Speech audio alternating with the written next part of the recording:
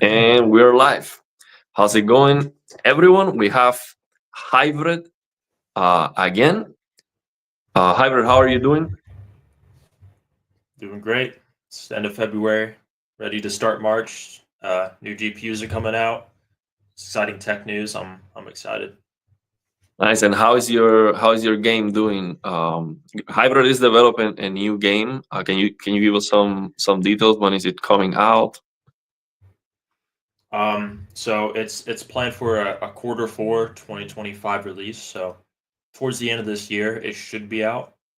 And it's a horror game, but it's an online horror game, so you can play it with your friends. You can be the Reaper, which is like a killer role if you were to compare it to Dead by Daylight, or you can be the citizens, the survivors, victims. Each game has their own terminology for these rules, but yeah, it's an asymmetrical horror game. If you're into that kind of stuff, like Friday the 13th, you guys should give it a try. Wishlist it if you want. It really helps us climb the charts and get more visibility if you guys wishlist it, even if you don't plan on getting it. So yeah. Nice. And let me ask you. So we're gonna talk about AMD, the new AMD GPUs, Nvidia. Now, if I ask you, what would be the best, GPU to play your game? Would it be an Nvidia GPU or AMD? Well, we're focusing on gameplay elements first. Make sure the game is balanced and fun. So we actually haven't done like minimum performance tests, like minimum specs, recommended specs test yet. That's like what we're doing all that stuff last. But I can say the game is not UE5, it's UE4. So I mean, the performance isn't that bad graphically. So it should be able to run on pretty low spec hardware. And is it? I guess it's not like open world. You have like an arena to like a more The map closed environment. the map. I mean, we've released some trailers. You can kind of see like there's a lot of streets and stuff. There's the map is pretty big. It's pretty big, but there's a lot of fog in the game. That you could see in the trailer. So the render distance isn't that far because you can't see that far because of the fog. So that's one of the reasons the performance is pretty good. So even though the Uh, world's big. okay, and I, of course, Unreal Engine we know it has its difficulties when it comes to performance, but I guess you focus in trying to eliminate some of the common issues like your traversal stuttering or shader compilation stutter and all that stuff. Correct. The game from when I've tested it, there wasn't really like any stutter at all that I experienced. So it's a pretty stable game and has high performance. So there's not a lot of work we have to put into that anymore. We'll add the finishing touches towards the end of the game. But yeah, I don't think that I think that everyone in your audience, even with pretty weak PCs, will be able to play it at least like 60 FPS. So, but let me ask you, so as a developer, how do you accomplish making the game where you don't have to even worry about having to fix those issues? Is that because of the scope, or from the development, from the beginning you were thinking about it and you're like, okay, this would work better, so you try to carefully not create the problem so you don't have to solve it later. So has the scope increases um, complexity increases. When complexity increases, like for example, like if you just have a smaller game in general, you have less shaders to compile. Like there's no like button you can press in like Unreal or other game engines that will just compile literally every single shader. And even if there was, like if your game is really huge, it'd probably take like hours to like compile every shader, even with the good hardware. So yeah, like complexity makes the problems harder to solve. And if you're not solving it actively while developing the game and you just do it sort of at the end, then you're really screwed. It's way harder when you do it like that, and that's what most companies do. So our game isn't. It's very fun very very rich in gameplay, but it's not that complex. It's an indie title, so there's not going to be a lot of shader compilation and stuff like that. Stutter. We've been trying to avoid that, and we've done it pretty successfully. Nice. And which GPU did you use mainly for the development? If you can share that. So I've used an RX 5700 XT and I've used an RTX 4070 Super because those are my two most recent GPUs. So it ran fine on both. Okay, nice. Well, let's read some of the comments. Honestly, I didn't watch the whole thing with the AMD presentation, and the reason is, see, I'm excited about new GPUs, but AMD is not competing at the same level as Nvidia. We know they said that from a long time ago, and that is very it's a shame because we want to see real competition, and if AMD is not even trying, it's not exciting for me. I'm not like, oh, let's see what AMD is bringing to the table. Let's see if they can get close to the 5090. So I'm like, it's not exciting to me. But of course, not everyone has the same budget or target or whatever. People might want to see what's the best GPU under $1,000, for example, and you don't want to go beyond that. And AMD, we know, is gonna bring, it should bring the best value because they have to. Nvidia is the leader. But of course, I was watching the Linus video, and I know the price, the performance, a little bit how it is. But the thing with AMD is, we know they have to improve the upscaling because FSR3 is not even close to DLSS, let alone the new DLSS 4. It's just so big of a difference that performance becomes less relevant. So yeah, let me know what are your thoughts on that. Well, I don't. I think that AMD is much more competitive this generation than they are in RDNA 3, which is kind of funny because RDNA 3, because their top of the line GPU is equivalent in performance to their highest end GPU of last generation. So you would think they'd be less competitive, but no, they have better performance per dollar compared to their competition. Because the 7900 XTX was only $200 cheaper at a $1,000 price point, and now it's $150 cheaper at a $600 price point. Which I know that $200 is more than $150, but the price difference matters more the lower you go.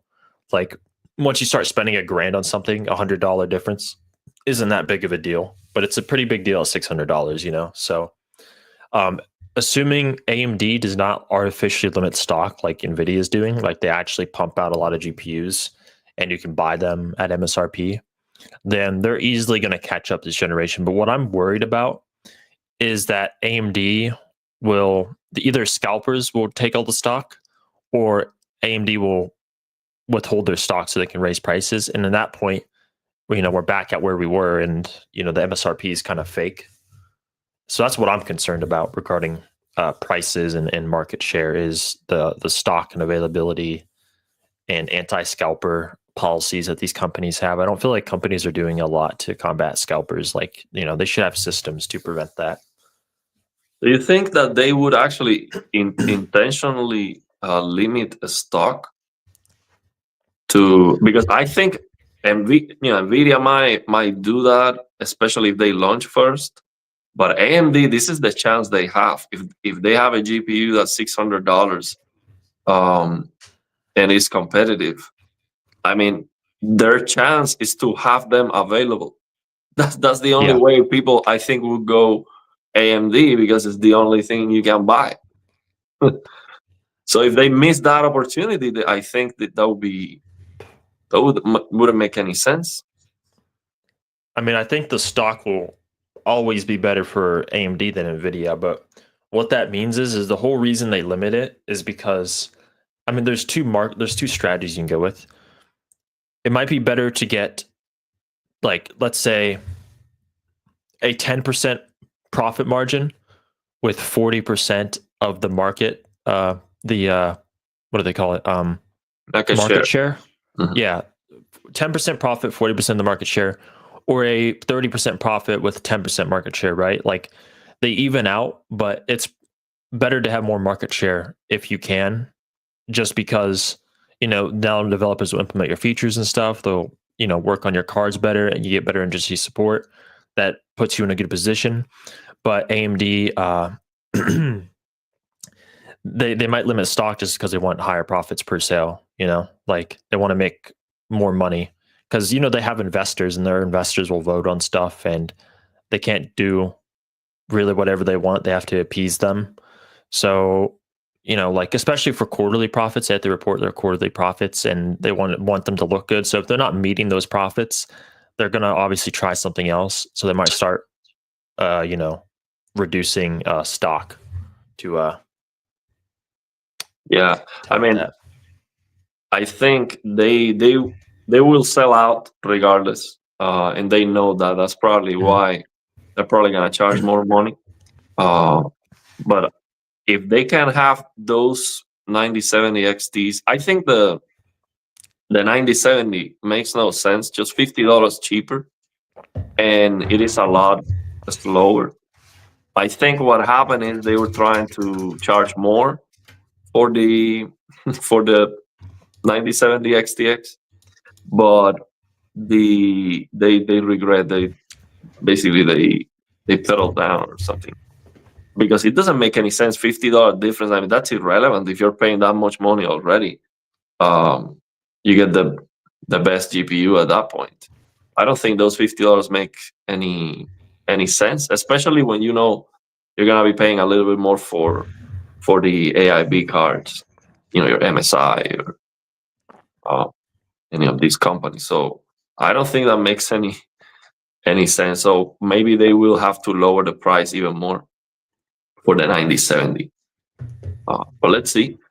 Now, I don't think they announced any frame generation global, because that's honestly what I was looking forward. If anything, is AMD announcing something, some new feature that I can use on my Nvidia GPU, because AMD sometimes saves the day, giving you support for all GPUs with their technology. It's not as good as Nvidia, but at least you can use them.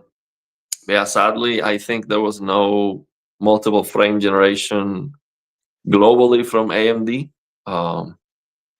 So you didn't see any AMD features that we can use on Nvidia GPUs. No, there was no multi-frame generation announced. They talked about normal frame generation and FSR4 upscaling, but that's it. I'm sure they're working on multi-frame generation or something akin to it because they always copy Nvidia, but I don't suspect we'll see that until like 2026, probably like next year. But yeah, I do think that with multi-frame gen, I think you need at least 360 hertz minimum, like to really utilize it. It's probably pretty niche for like anything lower than that. Yeah, to be like a big selling point. And do you think FSR4 would work for even for all AMD GPUs, or or even Nvidia, or is it just gonna be only for the 90s series GPUs? They haven't announced. Well, they didn't say it was exclusive to RDNA 4, but they did say things that hint that it's exclusive. So they said, firstly, that it's optimized for RDNA 4. Of course, that's also like a selling point. But what they also said that made me think it is that they said the FSR 3.1 upgrade feature, where they can upgrade 3.1 to FSR 4 in the AMD control panel AMD app is exclusive to the 9000 series. I think if it worked on the 7000 series and stuff, they would have like added that feature into the app for them. But I do know AMD also likes to withhold features from previous generations a lot of the time, like software features specifically in their app. So they could just be doing that. But I mean, I think they would have announced that there's like some sort of fallback mode like XeSS has for other cards, but they didn't announce that. So yeah, and I think that's a big miss. Last time around, AMD, I remember this guy saying, talking about Nvidia frame generation with the 40 series, and he was saying that's not right for gamers because Nvidia locked frame generation to the latest GPUs, and AMD was like, yeah, that's not right for gamers. We will do it right, and it's gonna work for all GPUs. And now Nvidia upgraded DLSS for all their GPUs, and now they're gonna come out with FSR4 and say this only works for the latest GPUs. That's a big miss if that's actually what ends up happening. yeah, that is a big miss. But honestly, I think as long as a lot of games implement FSR 3.1 or higher before their next generation of graphics cards, so that would be the UDNA architecture, because they're moving on from RDNA 4, they're making a whole new architecture, then they could have a selling point by 2026 for the next generation. Because that's the thing, like when they announce a new feature, any company, no one really cares until it takes over the gaming market, till it's in a lot of games. So it should be in enough games by the next gen, and it'll actually be a selling point. But right now, it's kind of just it's kind of not, Yeah, but I mean, I think it's very. I mean, AMD is supposed to be the savior that's gonna give you the best value. More performance for your money. Actually, that was their advertisement. I saw the advertisement was I think 23% better performance per dollar or something like that. So that's what they were advertising. Like, we are the value. We're gonna give you more performance for your money. AMD is supposed to be the savior when it comes to, Nvidia is greedy and is gonna lock the features, so you have to buy the new GPUs. We are not like that. We're going to do what's right for gamers and make it work for all GPUs. So if they change the tune with that, I think is a big miss. Is a loss for the gamers, too. I mean, I would love to be able to use FSR4 too, just in case some game doesn't have DLSS4. But if that happens, it's because it's probably a sponsor or something. By the way, when you make your game, do you have a way to reach out to Nvidia for sponsor? And if they do sponsor your game, is to include ray tracing and all of that, do they pay a company to include their features? Like, how does that work? Do you know about that? Well, typically a company doesn't reach out and ask them to pay them to implement a feature. It's typically Nvidia reached out to that company and pays them to implement that feature. And they do that with larger companies. Like, they sponsored they'll just contact Ubisoft, or typically Cyberpunk was teased in clear in 2015 or something. Nvidia started working with them because they knew it was going to be a major release. Like GTA 6 is going to be a major release. I wouldn't be surprised if AMD or Nvidia has reached out to them for a partnership. So yeah, the big name titles, big releases, that they have their eyes on those. They'll reach out to the companies. They'll pay them to pay Black Myth Wukong. It's all over Nvidia's page. It's a very popular game, and they're showing DLSS in it. So clearly they're working together, whether it's an official contract or they're just teaming up. I don't. So if we did add Nvidia features, maybe they would show off the game for us and help us promote it. But I don't think they would give us any money for that. But it's something I'm going to try to do closer to release. I mean, because that would be huge. Imagine people install the latest drivers, and then your game is listed there, and they can see a Yeah. picture of it. That's tremendous marketing. Yeah, yeah, it is. It really is. That's one of the reasons it would be cool. But But Nvidia yeah, only officially supports games that are like popular, so we got to get popular enough. And we do have a lot of. I do think we are gonna be pretty popular, but yeah, but I know what you're saying. Is basically they are just there waiting for that game trailer to explode, and they're like, okay, this is gonna be good. So let's let's pay them some money and to add ray tracing and all that stuff. yeah.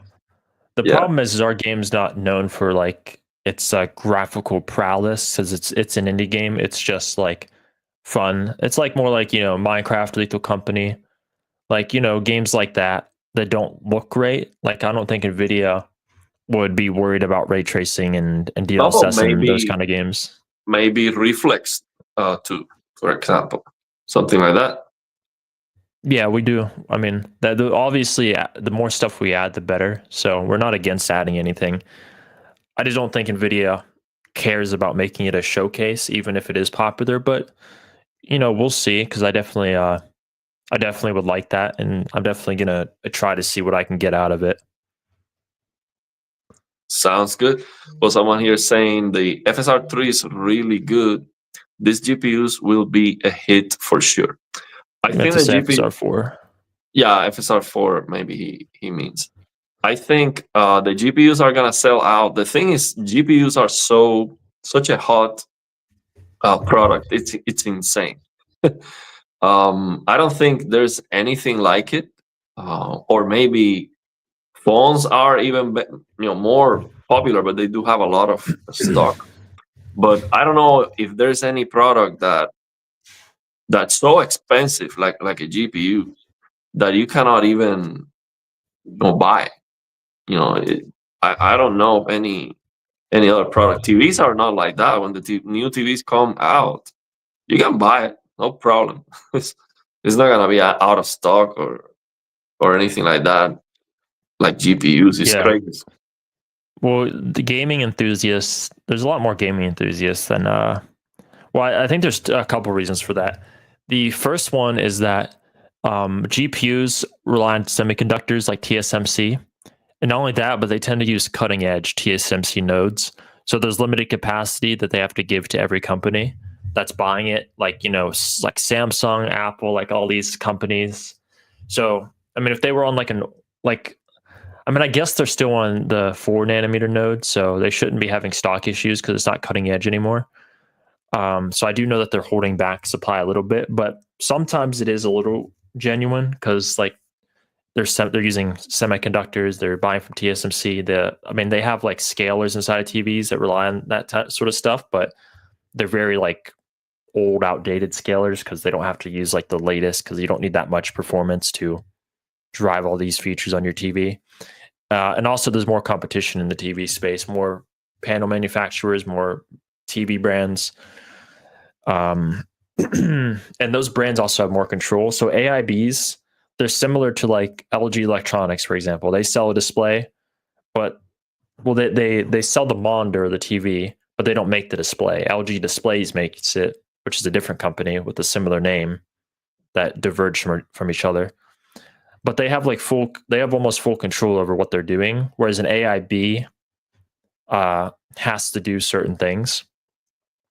Like they can't set the price a certain way. They can't do custom stuff with their cards. Like AIBs are much more limited. I think taking the restraints off AIBs like they used to have more freedom in the past. I think that would be helpful. Yeah, something To like the they market can more. add more VRAM if they want. Yeah. Yeah, that would be great. Yeah, the phones, I think they are always the cutting edge when it comes to the 2 nanometers or the latest node and all Not that Apple stuff. typically. Apple's pretty efficient because of their API and architecture, so they're a little bit ahead of like other companies like Samsung Galaxy phones. So they tend to not use as small of a node. for that reason. Are you an Apple fan? Do you have an iPhone, all this stuff? I actually had an iPhone my whole life, but when they removed the headphone jack on the iPhone 7, which is a long time ago now, like I don't know, 2017, 2016, I decided to switch to Android because I wasn't ready to give up my headphone jack, and I can't look back now because Android has like I mean I loved Apple, but Android's come a long way, and I just love the freedom, the customization. Like I just hate being locked down. Yeah. Like I'm a modder. I love tweaking things, and you can't tweak your iPhone that much. So Exactly. And I mean, I bought last year an iPhone 15 Plus for someone in the yeah, family because, some people when they have iPhone, they don't want to change, even when I try to convince them. yeah, And that thing is, I mean, from the beginning, they want all your personal information all the time, as much as they can ask you. Some apps you have to pay when they are free for Android, and they hmm just want your money. They want to have your money, your your payment information for no reason. They want you to sign in. They want your email, everything. So it's that restrictive nature and that thing that they want to milk you in a way. So I just hate Apple, honestly. I don't have any. I say, I don't care. AMD, Nvidia. If AMD was the best, I'll buy AMD. It's like before Intel CPUs, they were the best. So you want to have an Intel CPU. Now AMD is the best. I want to have an AMD CPU. I have no issue, switching. But I think Apple is the exception for me. Like if Apple yeah, makes a TV, that's the best new technology. I don't know, inkjet printed um, OLED, whatever it is. I would not buy it, even if it's the best. It's just like I am against Apple big time, and of course the prices. Not with the phones. The phone prices are fine, but when you see Apple making a PC or a monitor or something like that, the price is just ridiculous. It's like yeah. insane. Apple tax. Yeah, Well, firstly, I will say the last time I had an iPhone, it was jailbroken. So, like that freedom issue and customization issue was never a problem for me as an Apple fan because I always jailbroke my phone. So I had no reason to get an Android. But as time goes on, it's so much harder to jailbreak your iPhone. So, like a jailbroken iPhone is actually pretty good because it's very similar to Android plus all the Apple features. But it's just super hard to get one because it's so hard to do it now. So that's another reason I wouldn't get Apple. But also, I think there's a bit of a difference with like GPUs and CPUs because CPUs is mostly just pure performance, but with GPUs you have to consider features and not just gaming features. Like my friend does Blender and like professional workflow stuff, and Nvidia has CUDA. A lot of these applications don't even support AMD, and if they do, it runs much slower. So outside of gaming, like if you're doing other things besides gaming, Nvidia is also a lot better in that regard. So there's a lot of things to consider when you get a GPU. yeah. I mean, even for content creators, they have more features for streaming and all Yeah. that stuff. And RDNA4 adjusts that a little bit. It has like a better media encoder and stuff. But but a lot of that's still going to need application support. So it takes time. Yeah, we have someone here with a picture of Catanzaro, I think is his name, saying Nvidia won. I don't think there was a fight, honestly. I think they don't have competition, honestly. I don't think Nvidia cares Yeah, at all. 90% market share. Yeah, I mean, I've seen some reviewers that they are bashing Nvidia very hard. Like I mean, like pretty bad. And Nvidia keeps sending them the GPUs. They don't care. It's crazy. I mean, even small reviewers bashing and Nvidia, because of the price, the availability, the issues, with all the reasons.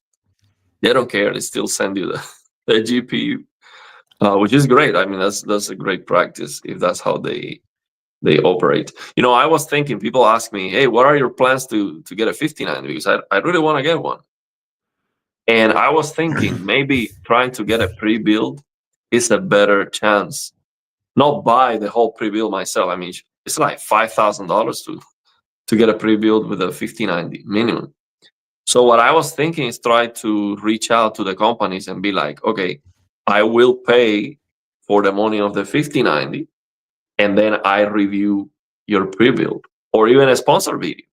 I think that makes more sense because they don't care about selling me a 5090. 5090s are selling out, so no company will care at all about sending me a review for a 5090. The reviews are out already anyway.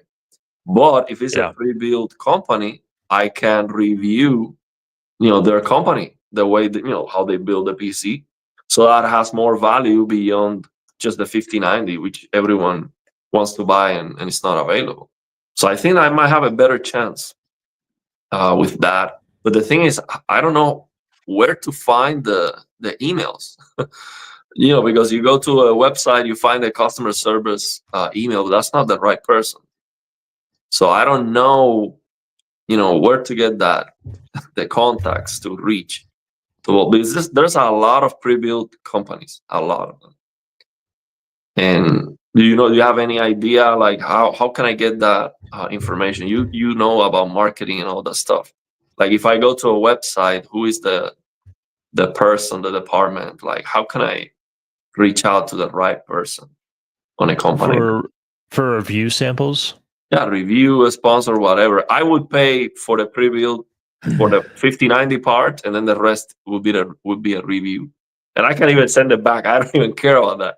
I just want the GPU. But then I could make the videos. If you look at like AMD's,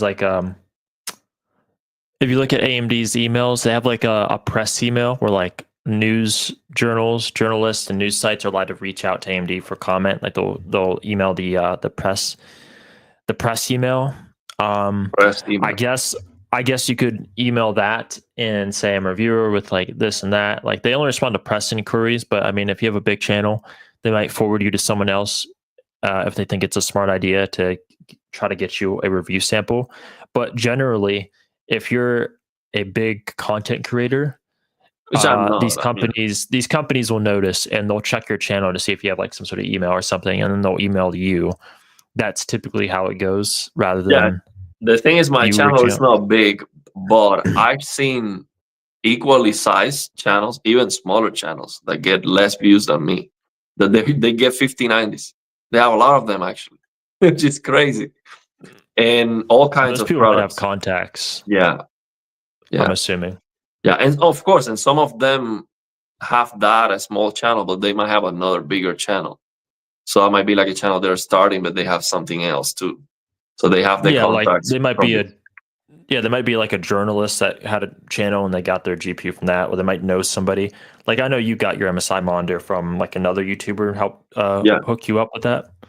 Yeah, I just don't want to burn him. Like he already gave me that contact. I don't want to be like, okay, give me more. I want to try to figure it out myself too. And I'm sure maybe in the next time MSI releases the monitor, they'll just send you a review sample just without him having to ask, because they like no reviews. I already got the contact. MSI is gonna send me the a 4K 240 hertz 27-inch QD OLED with the latest QD OLED panel. They're gonna send me that. It's for review. I'm not gonna keep that monitor. And I asked them to send me the 500 hertz 1440p QD OLED monitor this year. And yeah, they're fine with sending me more monitors basically, but they don't have a 5090 to send me. They're fine with that, but they want you to send it back after because supply. Yeah, and the thing is, for monitors, I don't want to have 20 monitors at home, because I cannot sell them. It's not ethical. So what I could do is just some giveaways or something after I make enough content with it. But I don't want to keep every single monitor. But I definitely want the 500 hertz one. That'd be an upgrade from the 360, because it's just the same monitor, but just better though. Yeah, it's just brighter, more hertz. Yeah, for me, it's like a milestone. It's like, okay, now 500 hertz, that's like 2 milliseconds. That's CRT territory already, and QD OLED quality. So I HD really want. CRTs had 2 milliseconds of persistence. The HD ones for like the Xbox 360 and stuff. So 500 hertz matches HD CRTs. Yeah, I think it's gonna be fantastic. But yeah, we're gonna need a lot of frames for to use those monitors. So Yeah. let's read some of the comments. I think let's see what we got here. So I'm glad AMD isn't playing the rat race to the bottom with MFG. I don't think it's, you see, MFG is just a tool to have. It doesn't mean, like, I like the idea, but that doesn't mean I'm gonna use MFG on every single game. If I get my 5090, oh, that's MFG all the time on. Um, but when it works and it works well for that specific game, I think it's amazing to have, because my CPU is not gonna give me 500 frames per second. No way. So the only chance I have to ever use a monitor like that, or even my 360 hertz QD OLED, the only chance I have is MFG, or CRT simulation or lossless scaling, MFG in general. So that's the thing. It's not something evil, is my point. Is a very good thing to have available. What do you think about that? I mean, you are related with the lossless scaling team. Well, so what I think about frame generation in general is, for me, I've never been able to. I have a 144 hertz monitor, so for me, I've never been able to use frame generation because the frame rate I would need to hit 144 hertz. Because again, like they say, like frame generation 2 times is a 2 times upscale, but because you lose some performance by enabling it, it's not precise. It's like more like 80% uplift. The latency penalty is just too big for me. And by the time it's not too big for me, I'm going past my refresh rate. So really, I haven't been able to find a use case for it. So I don't know how good it is on like 360 hertz or anything like that. But I do think it's probably pretty good. Like frame generation adds 10 to 15 milliseconds of latency on average, and multi-frame generation adds a little bit more, so like 15 to 20. And I'm very latency sensitive, maybe because I used to play a lot of competitive games. But if your frame rate's high enough, I think that's that's acceptable, right? Yeah, 20 for me, milliseconds. the image quality is the biggest concern, because I prefer to play with a Yeah, controller, so I'm not that yeah. latency sensitive. So yeah, if the image quality is very good, I think it is with the Nvidia MFG is very good. So it would be awesome if AMD can figure out something that gets close to that, and I can use on my 3080. That would be fantastic. But unfortunately, I don't think that's happening anytime soon. But yeah, of course, latency is important. But when you get a higher base frame rate, it becomes less of an issue. I think also the performance hit is very important, because if you are getting 240 FPS and then you turn on your frame generation, but now your base frame rate goes down to like 150 or something like that, you're like, okay, or 120 even. It's like, you're doing 3x, but you're dropping significantly your Yeah. your base frame rate. Yeah, because it's not real performance. So you lose performance by enabling it, just like you lose some performance when you. Well, with DLSS, there's an offset. So the upscaling takes some performance away, real performance, but then it gives you it back by being at a lower resolution. Like if you were to turn anti-aliasing off entirely versus DLAA, you'll notice that you might gain like 5 FPS.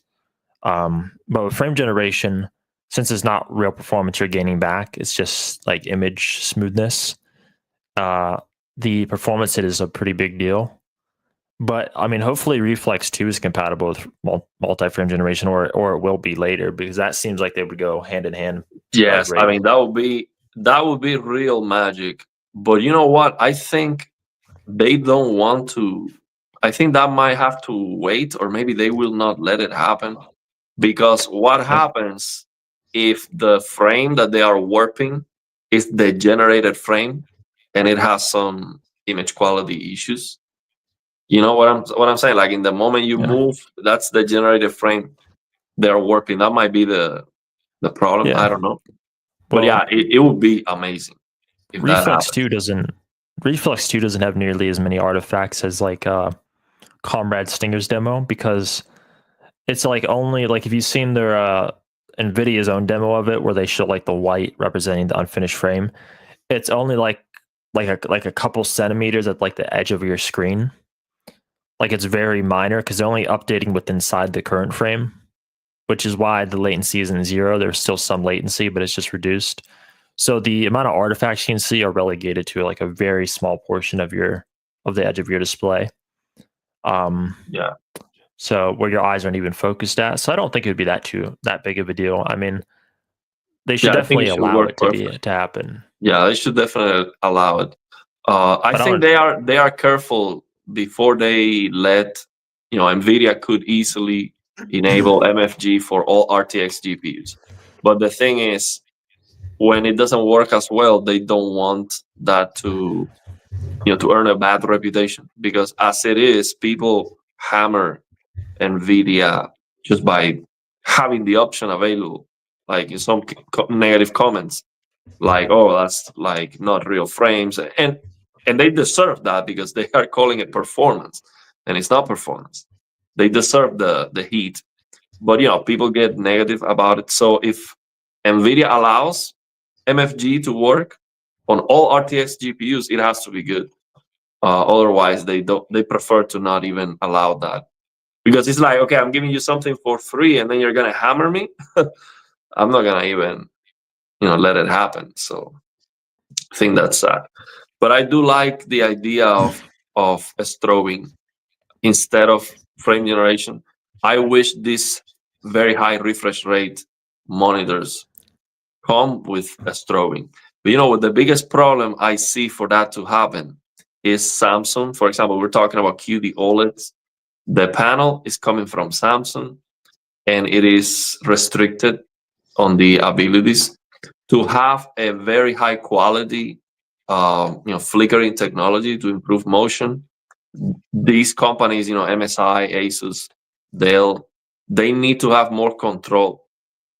So they are getting the panel already with certain power restrictions and stuff.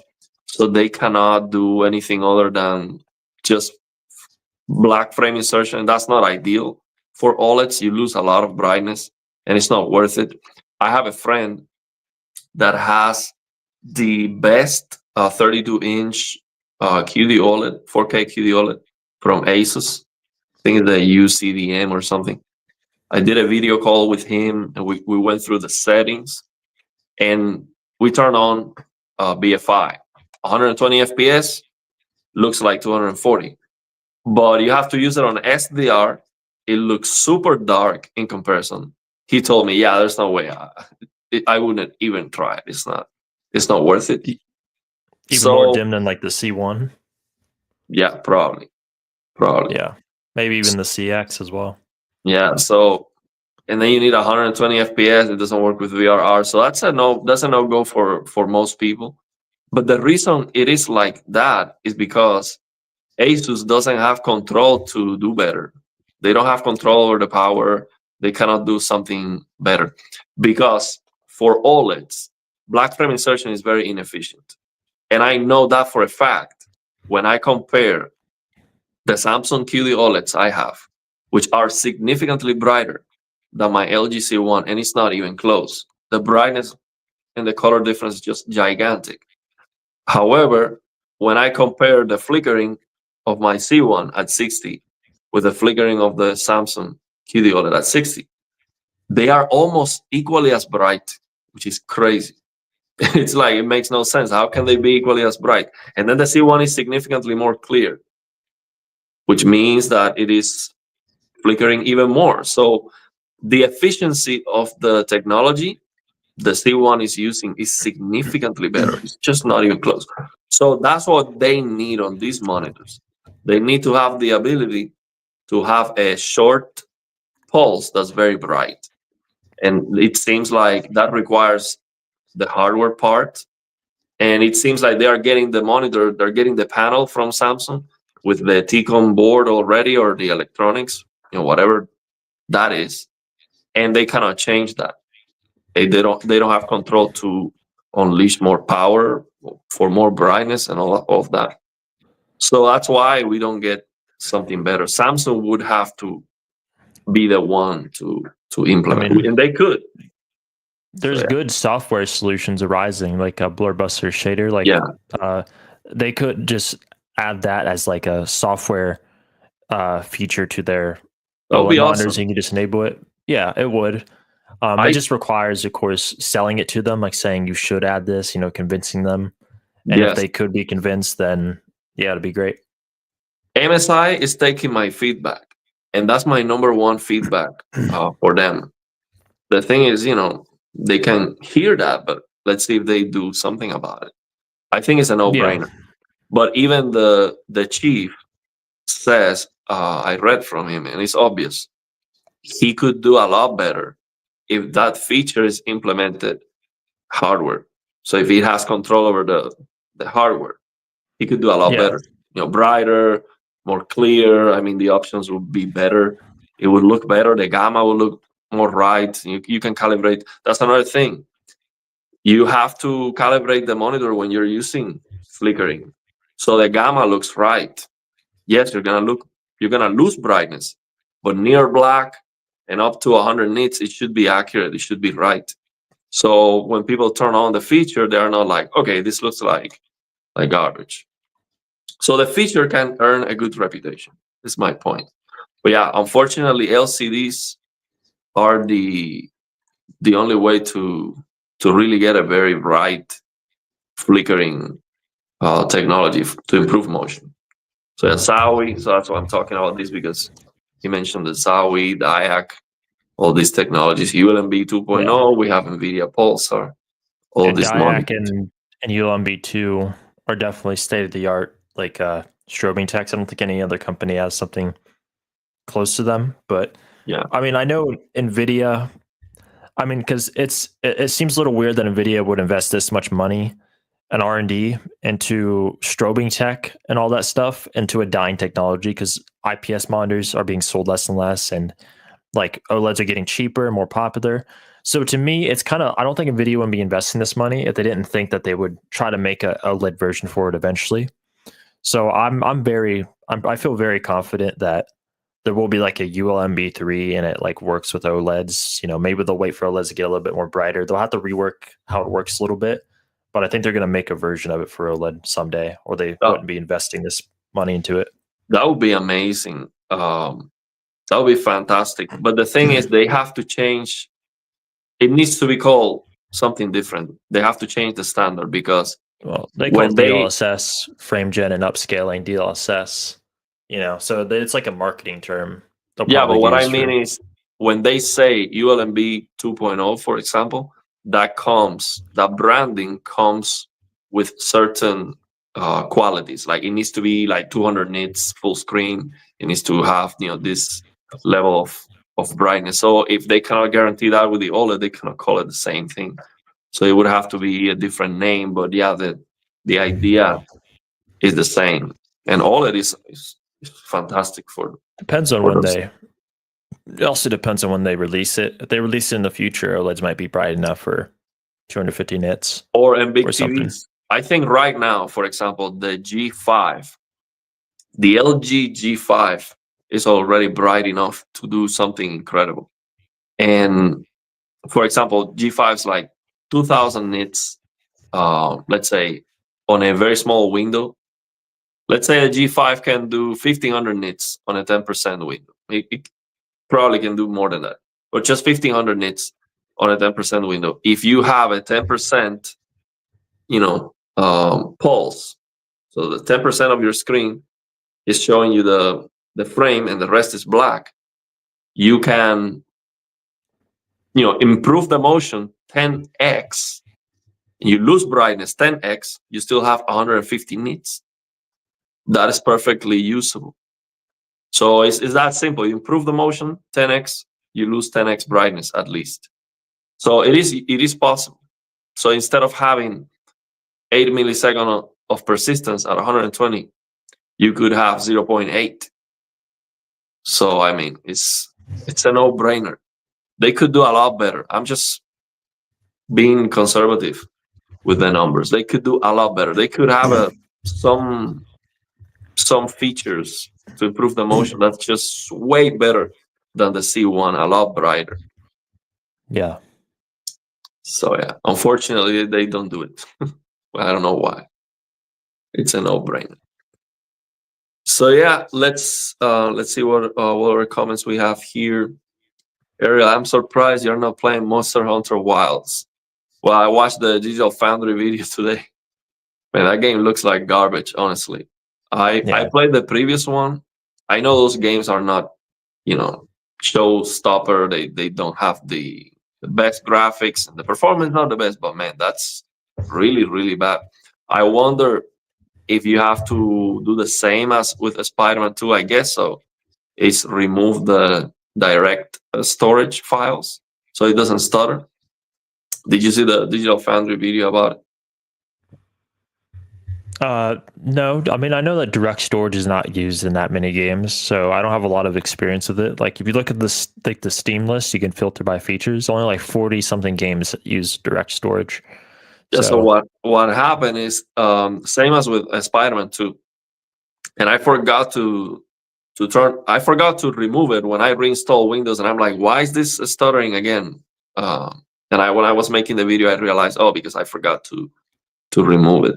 So basically, when you turn the camera or you just move, you see that there's a problem loading the stuff, the information loading stuff from memory, VRAM. I don't know how that works. But you see the frame rate drop significantly if you move the camera fast. If you pan the camera very slowly, the performance is a lot more stable. You don't see huge drops in frames. So in Spider-Man 2, that was happening to me, and I knew for sure there's a problem with the information, the VRAM or RAM or whatever.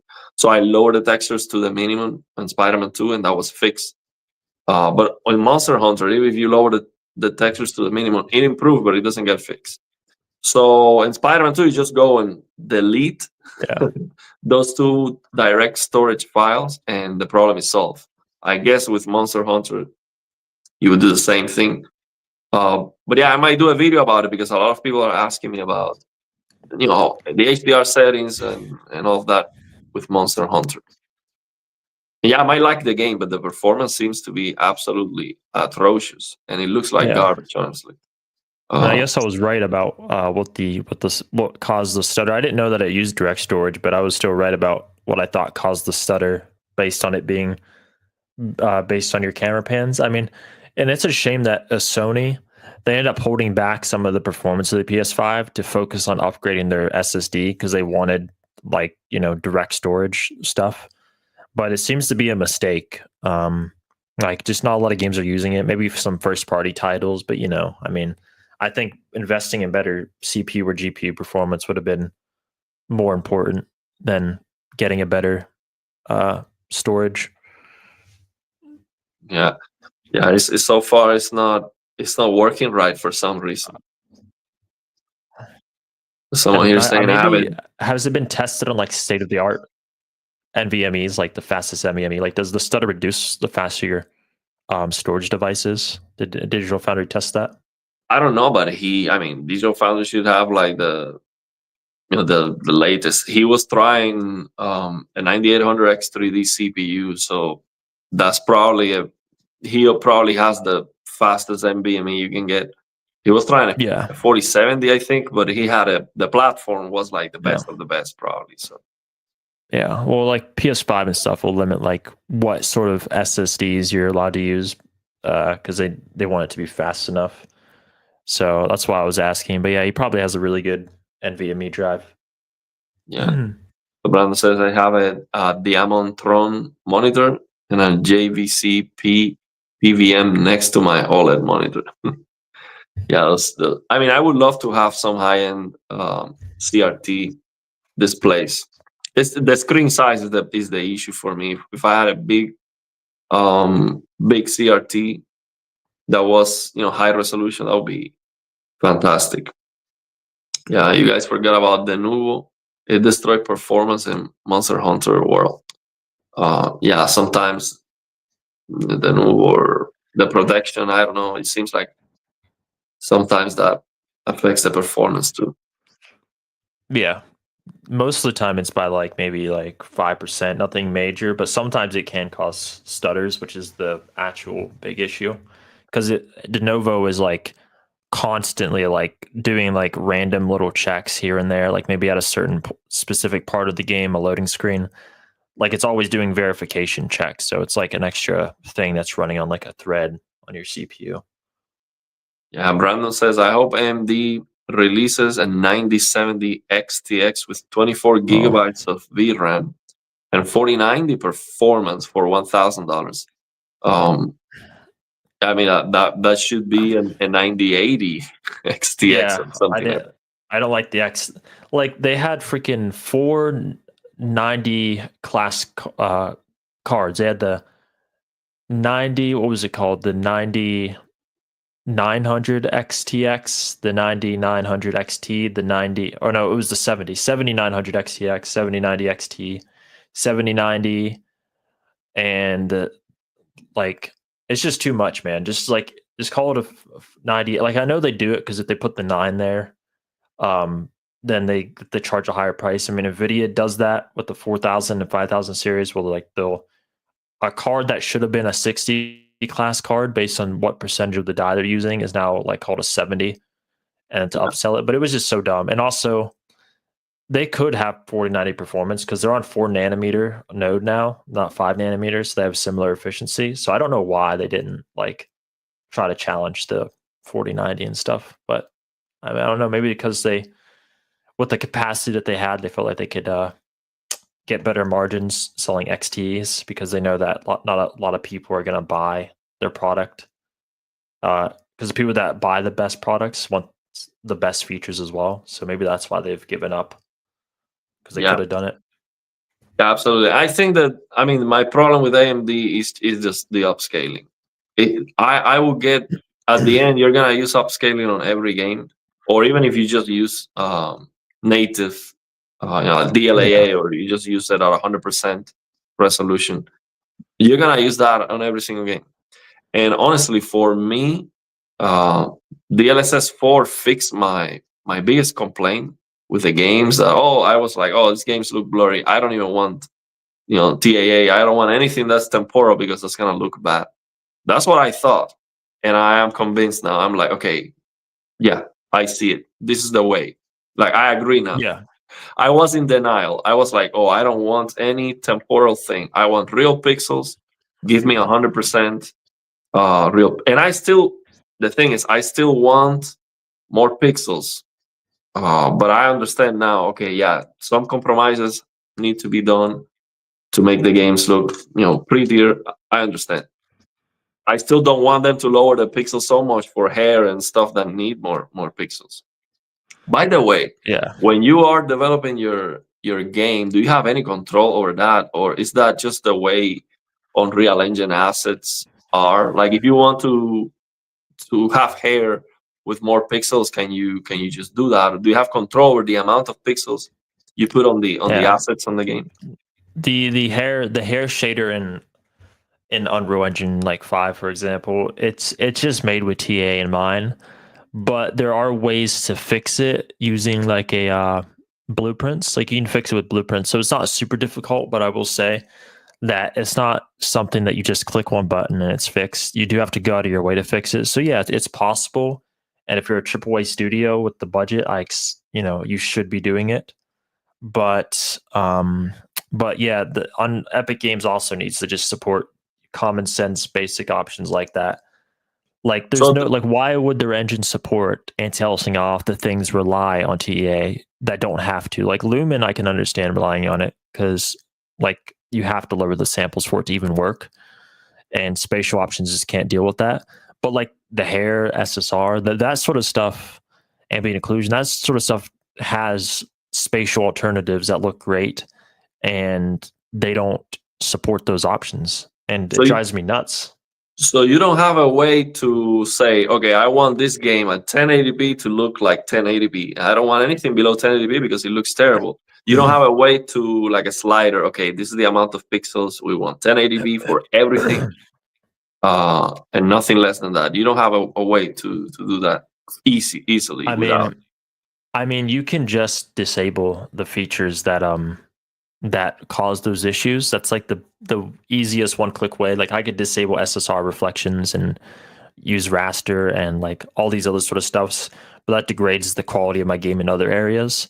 So there's no one-click option and everything's fixed. You do have to go out of your way if you actually want to fix the issues, but you can fix them, but you have to put effort into it. Epic Games, it seems to be very pro TAA. Like they don't even want to support other options anymore. So basically, you're saying that many of the techniques that work, let's say automatically, like for example, screen space reflections, you just turn it on. You don't have to hand tweak or do anything with it. It's just gonna work as an effect. You're saying with TAA. With TAA, but you're saying if you turn that off, then to do a reflection, you would have to do like I think they call that a cube map or something like that. Yeah, cube map. So you would have to manually work on the reflections of your game, and then it's not gonna be like a dynamic lighting. It's gonna be more like a fixed thing. You're gonna have to handpick and design the lighting and the shadows and everything. Like it's gonna take you a lot more work if you want to do that, basically. There's a command in Unreal Engine called like SSR.temporal, and it's supposed to be a command that allows you to use SSR with like no anti-aliasing and stuff, and it works. But it's been bugged for years. Like you turn it to on and off, and it just doesn't work. Like there's a specific bug that you can recreate that gets it to work in the editor. But like in your ship product, it just doesn't work at all. It's bugged, and they've never even fixed it. So it is an issue they could easily fix. The engine already kind of supports something, but it just doesn't work from the user end to change it. So they clearly don't really care that much about making their end. Like even Fortnite, like that's a game that it doesn't look bad with AA off, but like you use screen space reflections or something, and you see how like broken it looks. Yeah, it looks broken. Yeah, and that's their own video game. It's like you're supporting these options and things like broken with like, can you not see that and just like fix it a little bit for users? Because like your game engine is supposed to be like a game engine for every type of game, everybody, so you're supposed to support as much stuff as you can to make it so versatile, and you're not really doing that. So then my question is, so let's say Fortnite, you look at the reflections and they are significantly lower resolution. They look pixelated and distracting. As a developer, if you were creating Fortnite, can you just say, so you don't have the ability to say, okay, we need more pixels there, and just increase the pixels of the reflection without going, full path tracing? Your frame rate goes down to nothing. They just, the way that they render the reflections just require like TAA, because it just like full resolution screen space reflections on modern hardware is not like that expensive. Like it's still much cheaper than lumen reflections and stuff. But they just don't support the option just because it would take time to support it, and they're choosing not to. Like they're choosing to invest their time and money into other places. To them, we're just like a minority, and that includes developers. From a developer perspective, because I mean, people still use their engine for like mobile games that might not use TA and VR games, and nothing ever happens. Like sure, it looks broken, but the developer will probably just turn it off, or people won't complain that much about it. Because my thing is, if I ever have the chance to give feedback to a developer, would be what I would focus on is I would open the game and I would try to find the things that are distracting. I'm like, okay, I see a lot of shimmering on the hair. I mean, I'm looking at the hair all the time on all the cutscenes, and the hair looks pixelated. We need more pixels there. And for me, I don't know how it works. I might be like, is that difficult? I mean, just increase the pixels on the hair. I mean, it's not a big deal, right? And you're saying no, it's actually a mess to fix that. And so that would be my first thing. If you have reflections everywhere. The floor is wet. And all the time the reflections look pixelated. It's so distracting. It's like this game, Robocop. It doesn't look bad overall, but the thing is, you have so many distractions when it comes to the way the game looks. And I believe the problem is you have way too many low resolution stuff, and it's just shimmering and a lot of noise, or the denoiser. I don't know how it works. But what I will focus on my game is not having anything distracting, nothing that shimmers or it looks ugly, like a super low resolution texture in your face or something like that. Mm-hmm. So you're saying that's not actually easy to fix. That would require like in Unreal Engine specifically, it's not something that's natively supported. I mean, I guess for SSR specifically, if that's what we're talking about, there is a command that's supposed to fix it, but it just literally is bugged and doesn't work. So you have to go out of your way to fix it. It requires certain knowledge, messing with source code to get it to work. And that's just like, but that's sort of expert knowledge, and that expert knowledge is a specific skill set that demands more money than you would pay your average developer. So even AAA companies don't want to pay people to do it. Like if they had the money to pay for people that can just rewrite the engine and stuff, like parts of it, then they probably wouldn't have abandoned their own game engine to use UE5, right? Like CD Projekt Red, who has experience developing their own game engines, they're modifying Unreal Engine 5 to fit their needs. But that's not going to be most people's situation, right? And I can give you. I think we lost him. Probably he run out of. Is that the battery or something? No, I meant to hit. I meant to share my my screen. Oh, I was trying to. Can you see this video? Not yet.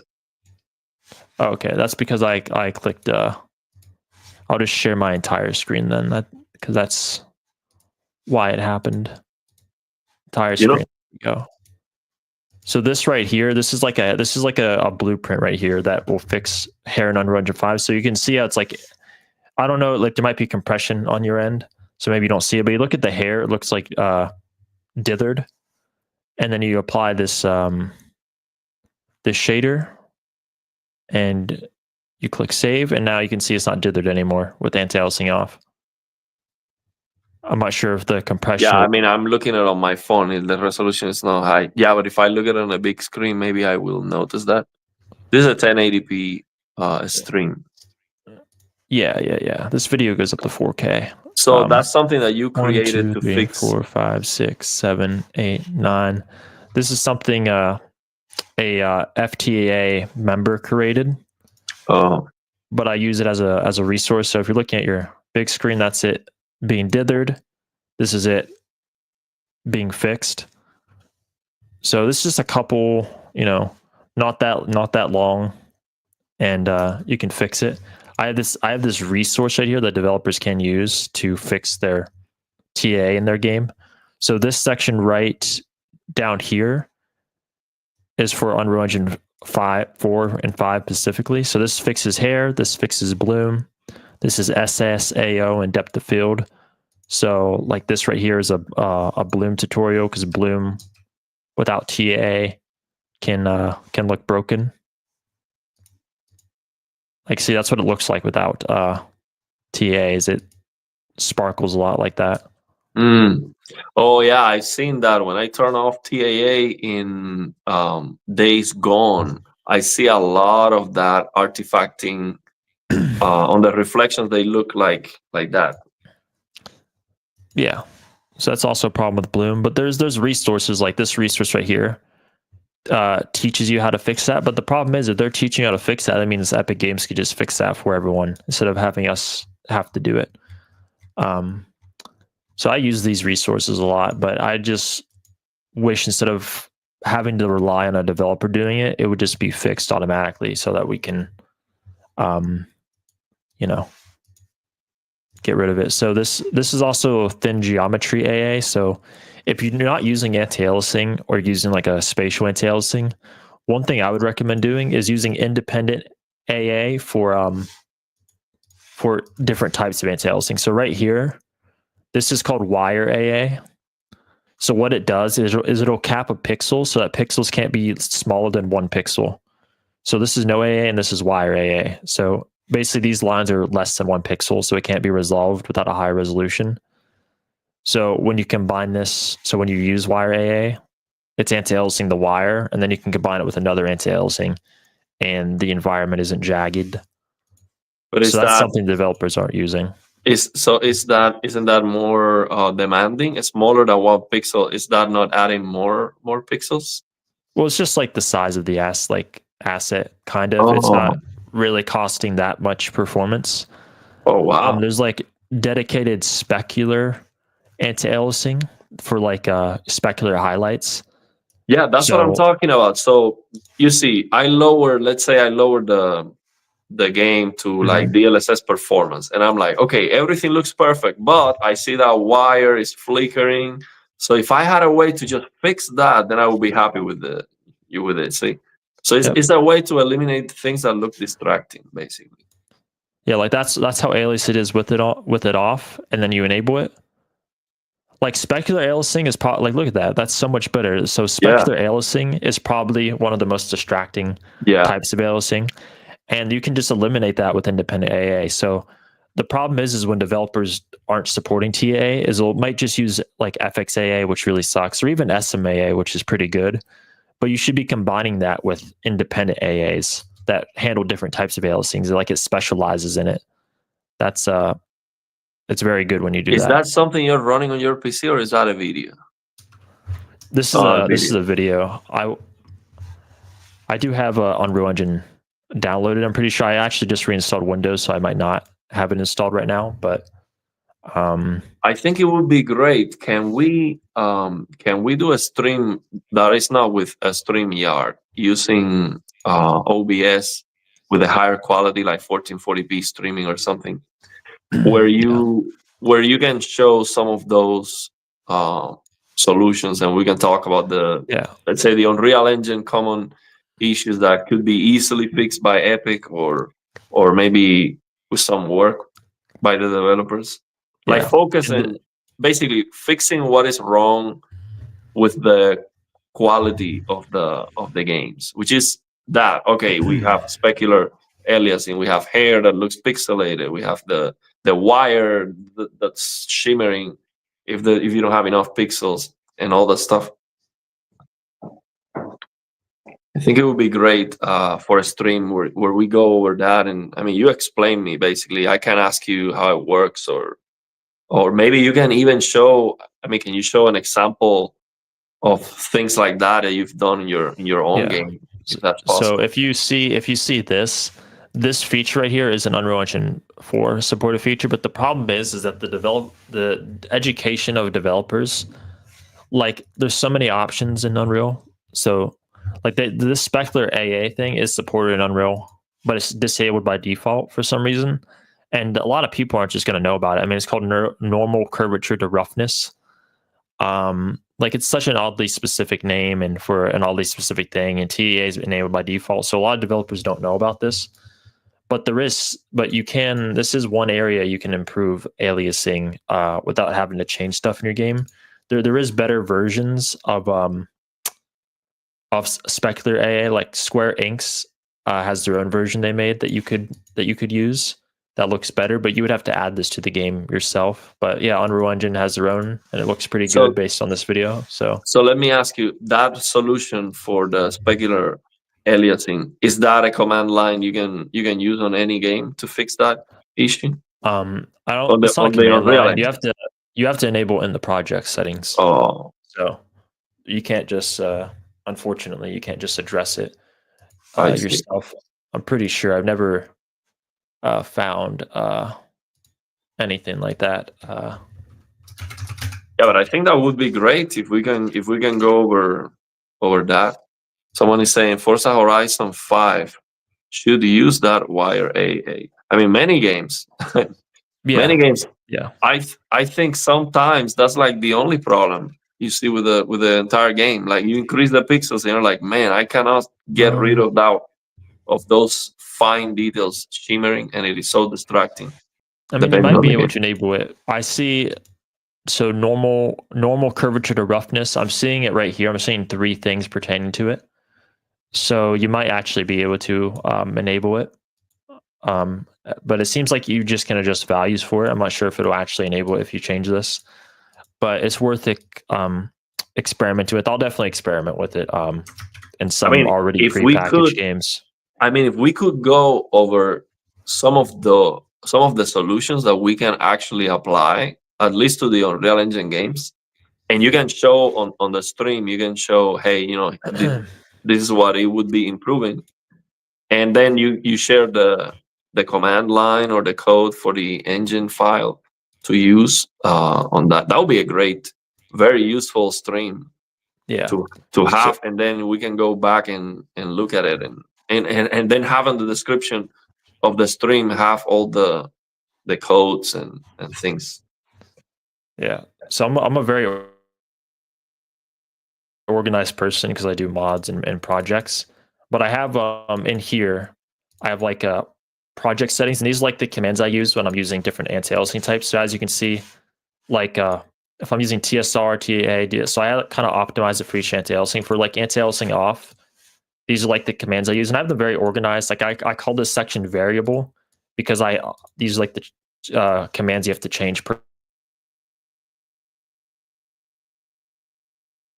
because these commands cost performance, so I might need to adjust it. Then the anti-aliasing section, then the denoising section that I use, then some render optimizations for better performance or less stutter. So I have like a whole. Those are things we can use on the Unreal Engine games. Yeah, these are commands I use for every game that I play. So like for Unreal Engine 4 games, I'll typically use AA off. But for Unreal Engine 5 games, I'll probably, since it requires TA more, I'll typically use like DLSS if it's supported, or TAA or TSR. I even think, I don't want to get your views. I think you should make a video about that on your own channel and go through it. True. And then we can do a live stream too. But I don't want to get all that good information for my channel only. You should make a video about it. Like, okay, let me share with you all these commands. Let me show you some examples where these commands make a difference, and you can show a video or show that on a game. Maybe it's gonna take a lot of work. One thing that I do on the channel is I don't worry too much about demonstrating that what I'm saying it works or it is true, because that takes a lot of work. So imagine you're gonna do a video like this, and your plan is to be Digital Foundry like a scope, like show side by side specifically a demonstration of why it works. That's gonna take an insane amount of work. And how long would that video be? See how many options you have. But if instead you say, hey, trust me, let me show you some examples with videos, and that same video you were showing me, these are some of the things you can improve. That would be great. To have like a summary with all that stuff in a video would be great. Yeah, it would be. I guess the problem is that like I know I have like quite a bit of subscribers, but I'm not really like a YouTuber. Like I just mostly got those subscribers from just like either promoting things like my own mods and stuff like that. So I don't really care about being a YouTuber or getting paid like money by YouTube. So I kind of just do videos when I want to. Like if I was trying to be a YouTuber, I'd probably be much more consistent. So I honestly don't mind giving you the views. You would benefit much more from them because you're actually a YouTuber. So I don't mind doing collabs on this sort of stuff. Well, let's do it then. Let's do it. See, if, I don't have I've used OBS before, but I don't know if there's a better platform. So we can do a stream that's higher resolution, higher quality, to show some of that stuff. And yeah, let's see. Let's work on that. See if we can do that maybe next week. I think it would be great. Very useful. Something very useful that people can go and just literally, improve their own Real Engine games. I think it will be very interesting. Even if you show that working in engine, like you in your own game or on the editor, I don't know how to showcase that. Ouch. Yeah, I've been trying to use Unreal Engine 5.5, but there's some bugs with it, so I'm waiting. And also, not a lot of plugins are supported yet, so I'll probably use Unreal Engine 5.4. Since I reinstalled my computer, I didn't have it downloaded, but I did have a project that I use for experimenting. I'll have to recreate it. But yeah, I'd love to show off some things. That'll be for great. the editor. Vince says, as a developer, I would like to know more tips like that, especially for Unreal Engine 4. We have a developer here on the chat. Sure. Yeah, this is where the options at in Unreal Engine. If you want to enable it for anti-aliasing off, you can. It's a good setting. And I'll actually link this entire resource because this has a lot of Unreal Engine tips. Some of it's like for every game engine. Some of it's more complicated. Some of it's very simple. But yeah, this entire resource will be useful to you. Yeah, if you can send me when we finish, you chat. can send me the links and stuff, and I will post that on the description of the stream. Yeah, I'll leave it in the chat form right now as well. And that's good stuff, there he man. goes. I think, I try to focus and whenever I can to share something that's useful. Don't worry too much about demonstrating that it actually works, or because that takes a lot of work, and then I would share less if I try to everything I show I need to be able to demonstrate, like Digital Foundry kind of zoom in with side by side and editing and all of that. That takes a lot of work. But yeah, I think that's very useful stuff. Maybe very difficult to showcase, but we do whatever we can and share that so we can try it. And roughness is also a good thing to tweak in general. What is that? Well, roughness is like smoothing, kind of, I guess you would say. Like there's like a higher roughness value. Like for example, in my commands in here, I use I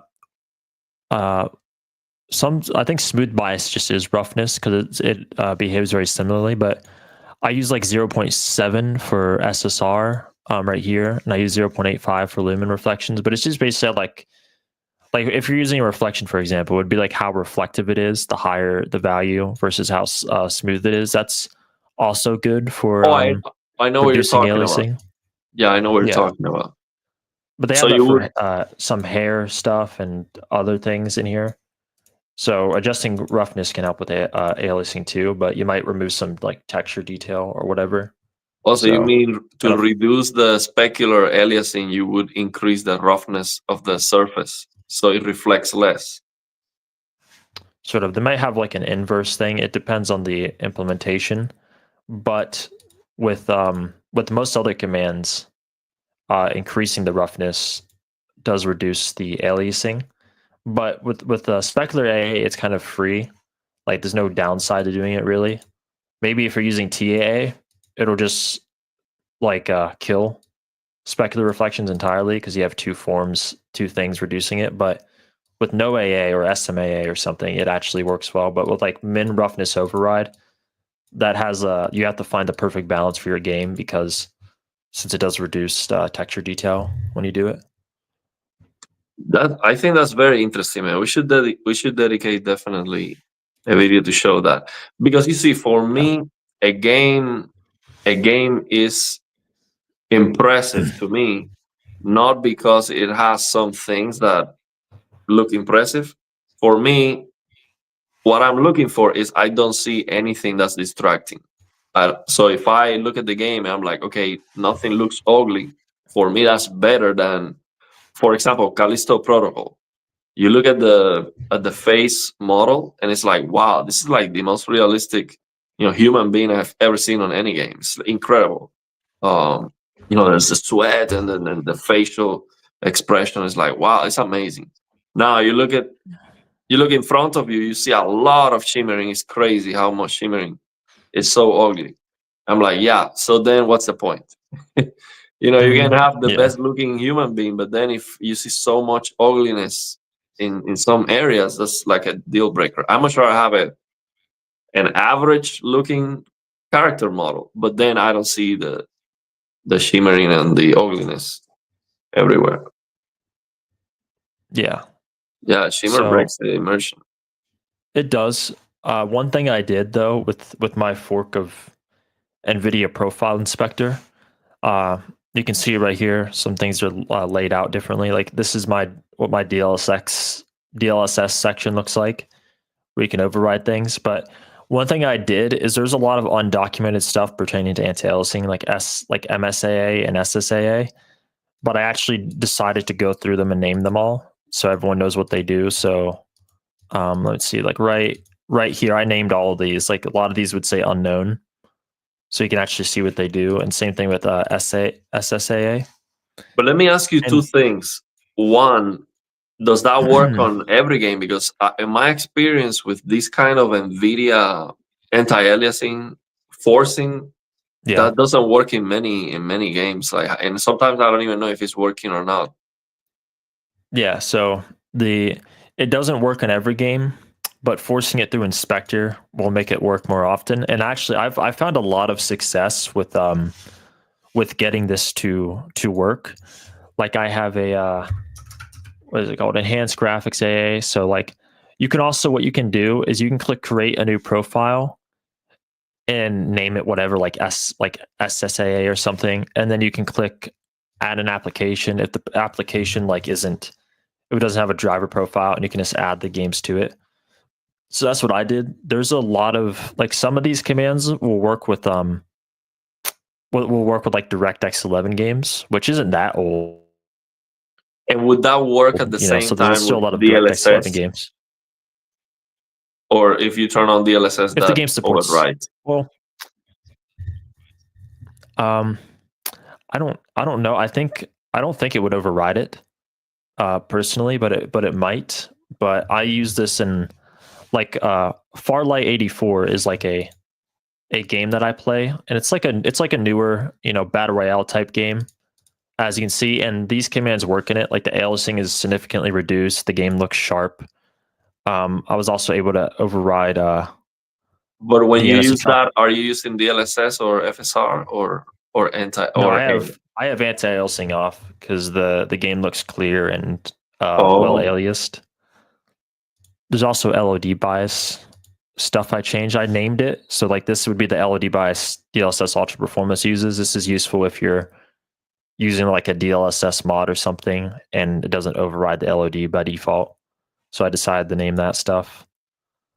I mean, that would be great. I mean, that by itself, just to break down everything we can do with the Yeah. NVIDIA Inspector, that would be a great stream. So I can ask you, for example, one thing I want to know is, can you force DLSS with this NVIDIA Inspector profile in games that don't have DLSS or they have like FSR1?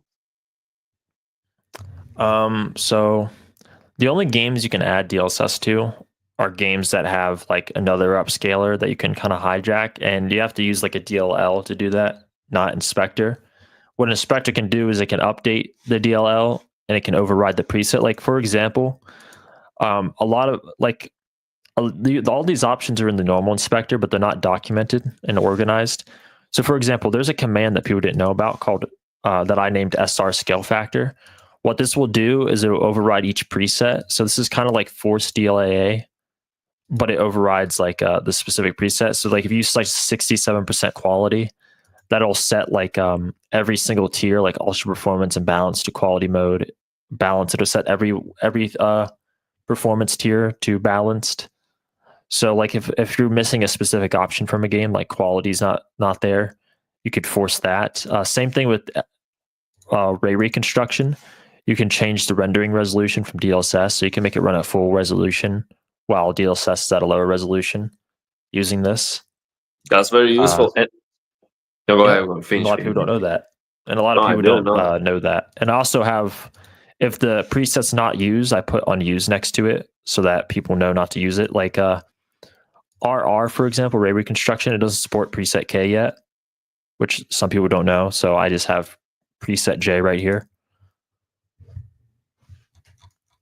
This is also a setting that reduces latency. Pre-rendered frames, I put that to 1 for better latency. The thing is, I cannot see anything. If we do this stream, I'm gonna have to do it on my PC so I can see what you're showing, because I don't see anything.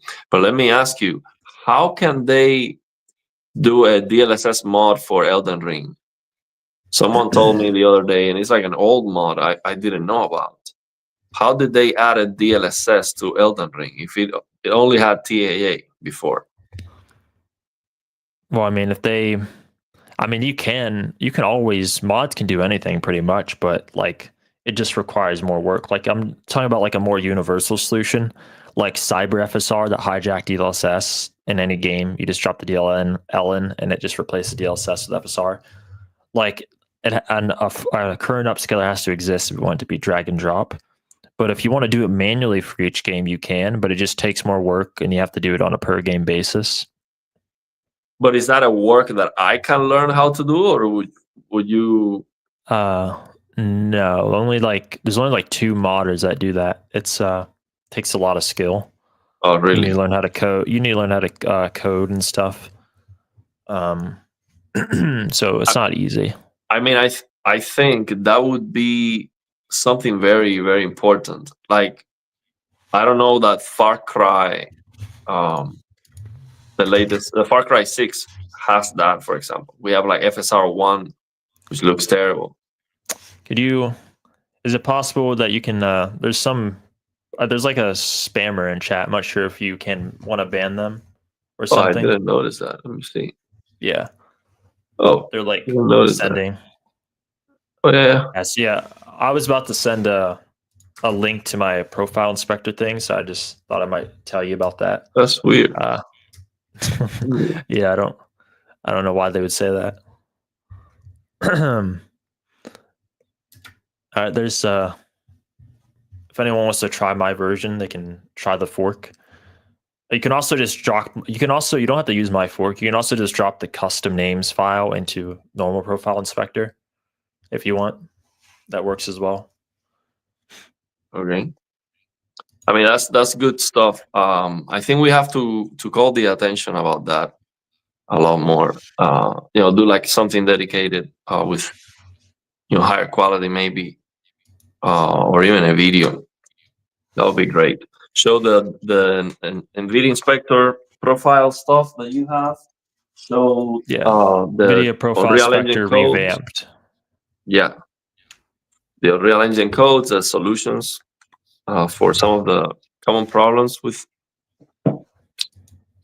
Unreal Engine and all that stuff.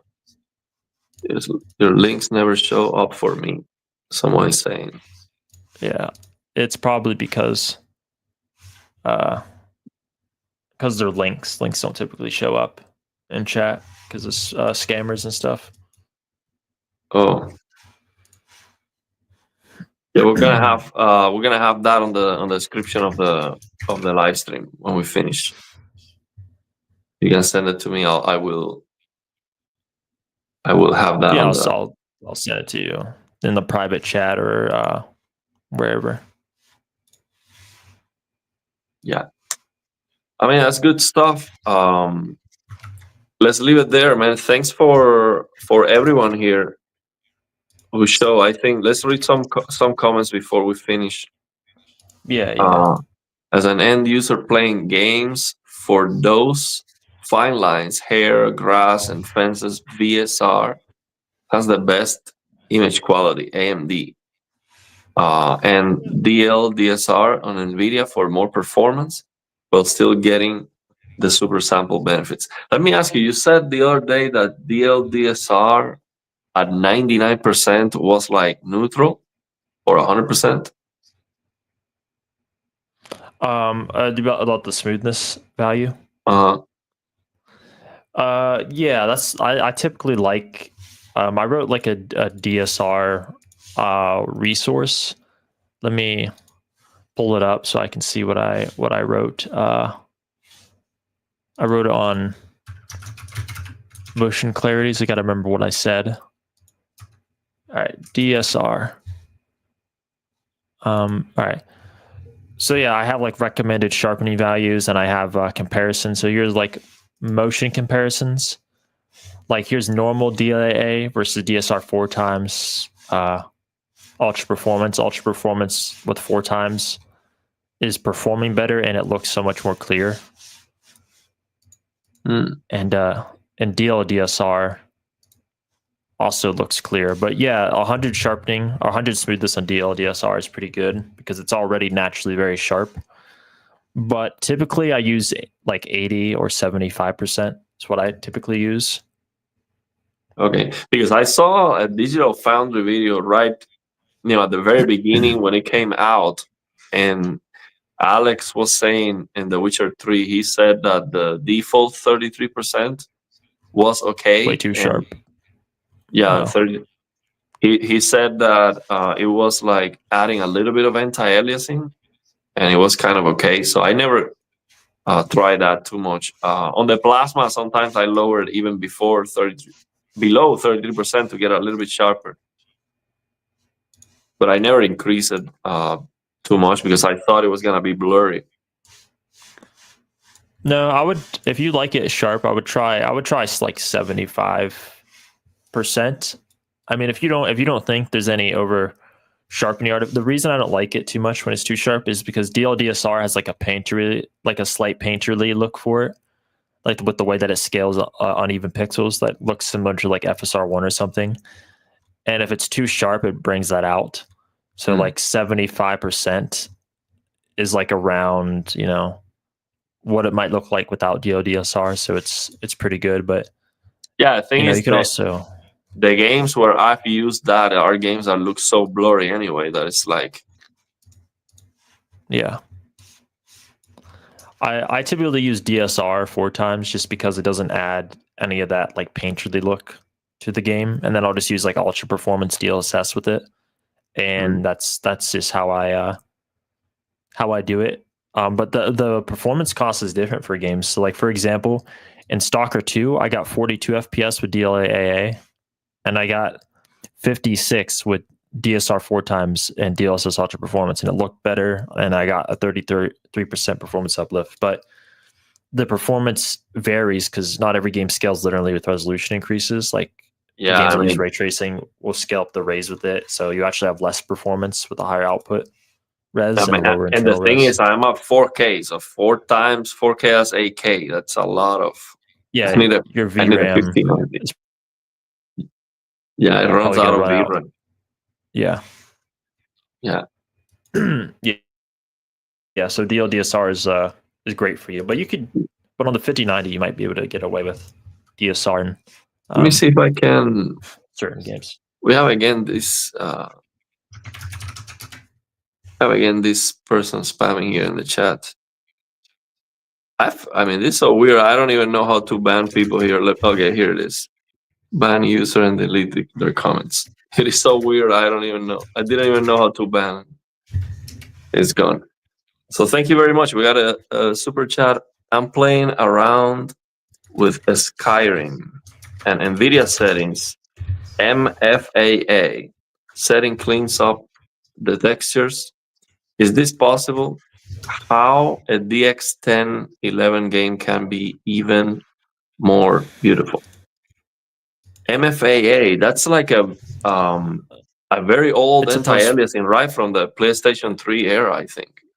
It's a post-process anti-aliasing, but it does look better than FXAA in my opinion. So it's slightly more expensive, but it looks better. So yeah, it's better to use than if the only anti-aliasing, if the only spatial option is FXAA, it might be better. Obviously, it'll touch the HUD though, since it's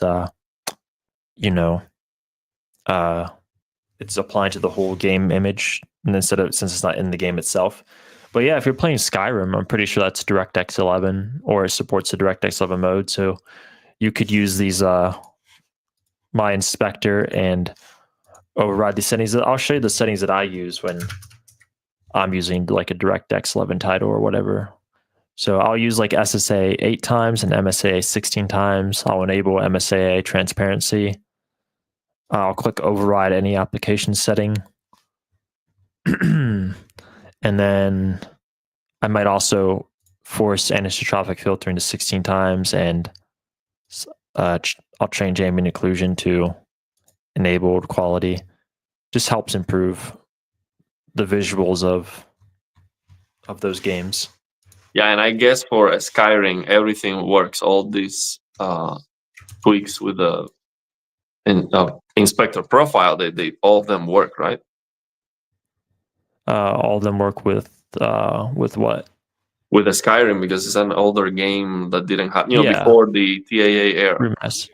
Yeah, I mean they did remaster. I'm not sure what the remastered version is. Is direct. I think it's DirectX 12 probably, but yeah, it should work.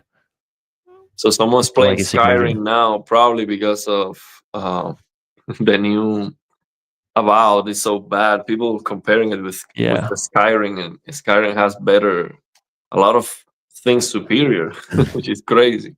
Yeah, I have Avowed on my PC right now. It's actually pinned on my taskbar because as a modder, I'm making mods for it. Oh, really? So I have it right here. Yeah, but I had to play the game a little bit to get to like a good section of the test, and yeah, it's not that fun. Like, there's not a lot of options. Like for like NPCs you can kill, it doesn't feel like a real RPG. You're too restricted, and the story's not good either. So yeah, I saw like the NPCs were just standing still, not moving, not doing anything. You cannot kill them. You cannot. It's like it looks like an unfinished game. But somebody's saying you need a moderators. I need a budget for that to pay moderators. Yeah, I mean, usually it's so rare. I mean, it is incredible. I make videos and I get not a single negative comment. Like, I ban people sometimes because they say something, stupid or negative. Like, this someone was dropping these stupid comments on that. But it's so rare. I mean, it's incredibly rare on my videos. So I'm not used to having to deal with too much pain. And you do get some hate outside of YouTube, but your comments are pretty positive, though. Well, the thing is, I am not outside of YouTube, so that hate, I don't reach see you. it. Yeah. I don't care. So yeah. I think that would be very, very cool if we can do a stream where you can show something like that, the Unreal Engine editor, and I would like to see. I don't know how to develop, do anything here, but I would like to know how hard it is for a developer to make me happy. My request, what I want. I'm like, okay, can we get more pixels here? But you're saying it's not actually a slider that you have and you can quickly fix that. That would take actually a lot of work to fulfill those requests. If it's as easy as a setting that you can just flip a toggle, then it's probably going to be exposed in engine INI file, so the user could change it if they let them tweak stuff. So because the thing is, what I don't understand is how RoboCop. Like, I like that game, and I couldn't keep playing it because it was so ugly when it comes to the reflections and the noise on the shadows. And it's so much noise even at 4K, and the performance is so demanding. It's just crazy. And I'm like, how can they let this pass? Is it that difficult to fix something like that? If it's Lumen specifically, it is. It really is. Lumen is like one of the worst ray tracing implementations I've seen. It is very low quality, because if it's high quality, it runs like garbage. You can make it look good, but it just runs like garbage. Like if you have a 5090, once you get it, I have like Lumen commands you could use, and you could probably make Lumen look good and RoboCop and stuff. But most people aren't going to be able to do that on But the thing their own is, systems. then why you use that then? If it looks bad, and to get it looking okay, you need a 5090 and mod the game. Why are you using that? Just use normal, the old Screen space. Yeah, just use the old stuff. The thing They is, should definitely support screen space options, but I'm pretty sure Unreal Engine didn't support. Like when you enabled Lumen GI, you had to use the reflections with it, I'm pretty sure, until like 5.3 or 5.4. So now you can enable them independently from each other. So that might not be a problem in newer games, but either way, yeah, if it's an option, they should let you choose what reflection type you want to use. because it looks super ugly. So what is that you're doing there? You're changing the textures. They have I'm creating PBR values, different reflective values. I'm basically creating a dynamic scene with different assets, so I can I'm using stock assets Unreal Engine provides. But I'm doing this so I can create a scene, because this is like what you want to do. Use different texture types so you can see how your like anti-aliasing values look on different surfaces, and like your reflection commands, all that stuff. You want it to. So you're saying for your testing of the anti-aliasing values and the tweaks that you do. This I'll typically create a scene like this and just add the things that. Oh, I see how the reflection of that. So what is that? What is making that possible? So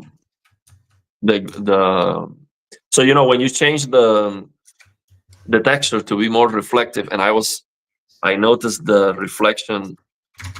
I noticed that the texture, because it was more reflective, it was bouncing light on the texture next to it. What allows that?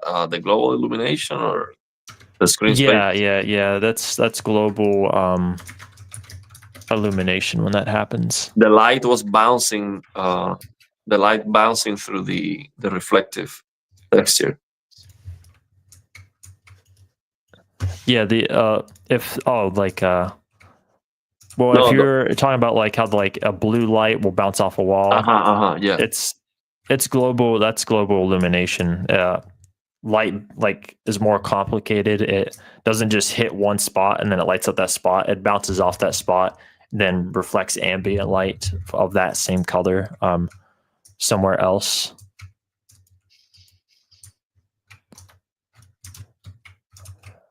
So I do have A off. I don't think I have Lumen enabled. Diffuse direct allow. Okay. Reflections allow. Let me see. Yeah, this is what SSR looks like without anti-aliasing. See how it's like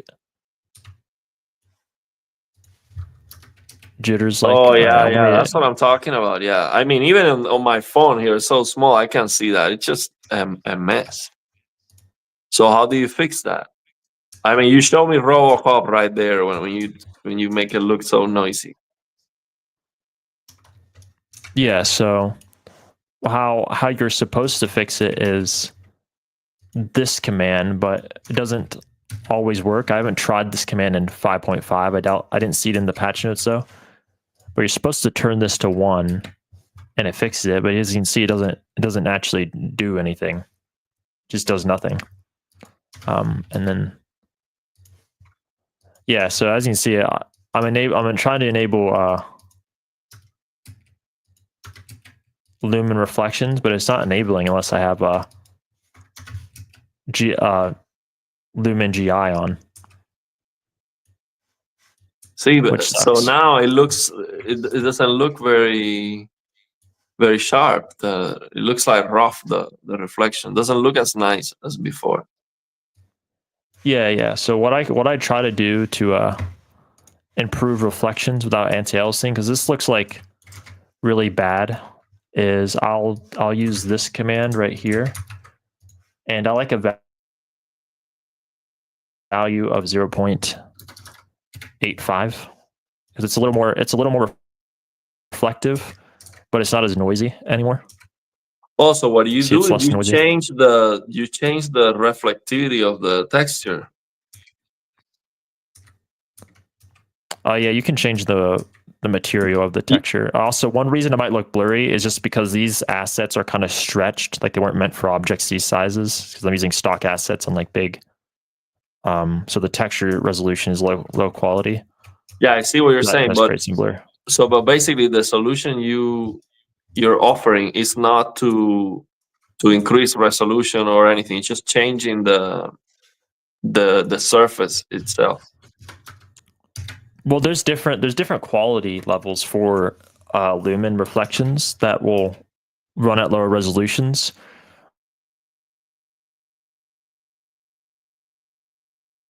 Then it'll still be a little noisy. You have to you can change the roughness value, but if you put it too high, it might look a little too reflective, which is why I use 0.85.